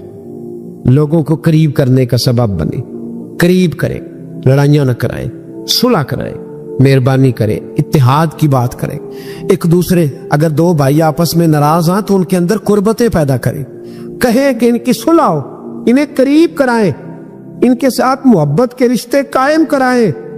ہم لڑائی کرا کے لوگوں کو اپنے ساتھ سیٹ رکھنا چاہتے ہیں، کبھی سنتے نہیں آپ کہ مدینے سے جو لوگ آئے اور جو مکے سے جو لوگ مدینے آئے اور جو مدینے میں رہ گئے حضور نے بھائی بھائی بنا دیے، فرمایا بھائی بھائی بن جاؤ۔ حضور نے ایسے رشتے قائم کیے کہ وہ ساری زندگی قائم رہے۔ تو لوگوں کو لڑانے کا سبب کیوں بنتا ہے؟ لوگوں کو ملائیں، یہ حضور کی پسند ہے۔ 3 باتیں میں نے عرض کی ہیں، غریبی نبی پاک کی پسند ہے، معاف کرنا حضور کی، صلح کرانا نبی پاک کی، ان تینوں حضور کی سنتوں پر عمل کریں۔ ملے گا کیا؟ اللہ ہمیں اپنا محبوب بنا لے۔ جب ہم یہ کام کریں گے تو پھر رب ہم سے